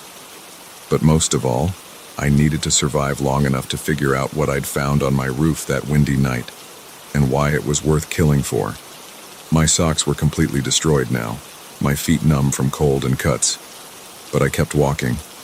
The weight of the backpack felt heavier with each step, filled with secrets I didn't understand. Not yet. Dawn was still hours away. A long night stretched ahead of me. And somewhere in that darkness, men with guns were hunting for what I carried. I touched the USB drive through the backpack's fabric. Evidence of what? The cash and diamonds hinted at something big, something dangerous. I'd been dragged into someone else's criminal world, all because of footsteps on my roof. A semi-truck roared past on the highway, its wake buffeting me with wind and road grit. I pulled deeper into the shadows of the roadside trees. 3 more miles to town, to people, to relative safety. My shoulder screamed with each step. The fall from the roof had done more damage than adrenaline initially let me feel. But I couldn't stop. Not yet. Not until I found somewhere secure. I thought of my house now probably being torn apart by those men as they searched. Everything I owned was there. My whole life. Would anything be left when I finally returned? If I returned. That thought sent a chill through me deeper than the wind. I'd seen their faces in the flashlight beams. They'd seen mine. This wasn't the kind of situation that ended with everyone walking away. The knife was heavy in my hand, the handle warm from my grip. I'd never used a weapon against another person. Never thought I would. But tonight had changed things. Tonight had changed me. Another mile down. 2 to go. My legs moved mechanically now, running on fumes and fear. The first hint of pre-dawn gray touched the eastern sky. I'd been moving for hours. A car slowed as it passed. I ducked behind a tree until it was gone. Friend or foe? Impossible to know. Trust had become a luxury I couldn't afford. The backpack's straps dug into my shoulders. Such a small thing to contain so much danger. Part of me wanted to throw it into the woods, go back to my normal life. But it was too late for that. I was involved now, whether I wanted to be or not. Lights appeared ahead, the outskirts of town, buildings, people, witnesses. The men with guns wouldn't be as bold here. I hoped. My feet found sidewalk instead of gravel. Street lamps cast pools of light I skirted around. A few early workers headed to their cars, wrapped in their normal lives. They didn't notice the man in torn socks carrying a knife. I needed somewhere to rest, to think, to examine what I'd found. But where? Hotels required ID. Friends would be checked. I had no cash except what was in the backpack, and I couldn't use that. A 24-hour diner appeared ahead. Light spilled from its windows onto the empty street. Warmth, coffee, a chance to plan my next move. I stashed the knife and backpack behind a dumpster in the alley. Couldn't walk in carrying those. My reflection in the diner's window showed a wild-eyed man with leaves in his hair and dirt on his face. I did my best to brush off. The bell chimed as I entered. An elderly waitress looked up from wiping tables. Her eyes widened slightly at my appearance, but she just gestured toward the counter. Coffee? I nodded, sinking onto a stool. The vinyl cover crackled under me. She poured a cup, steam rising. Rough night? You could say that. My hands shook as I lifted the mug. The coffee burned my tongue, but I didn't care. Heat spread through my chest. What now? The question pressed down on me like a physical weight. I couldn't go home. Couldn't go to friends. Couldn't trust the police until I knew what was on that USB drive. The waitress's TV played a morning news show. I stared at it without seeing, my mind spinning through options. Each one seemed worse than the last. Dawn crept over the town outside. Another day beginning. People heading to work, to school, to their normal lives. While I sat in a diner with stolen evidence and killers on my trail, all because of footsteps on my roof on a windy night. Funny how fast a normal life can shatter, how quickly everything can change. I ordered more coffee and tried to think.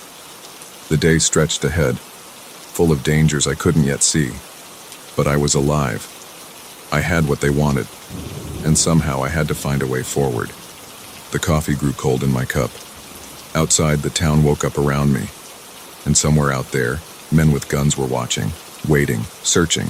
This was my life now, at least until I figured out what was on that USB drive.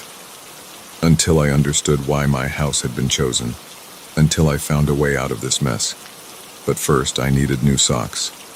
The waitress was starting to stare at my bloody feet. One step at a time. That's all I could manage right now. One step at a time.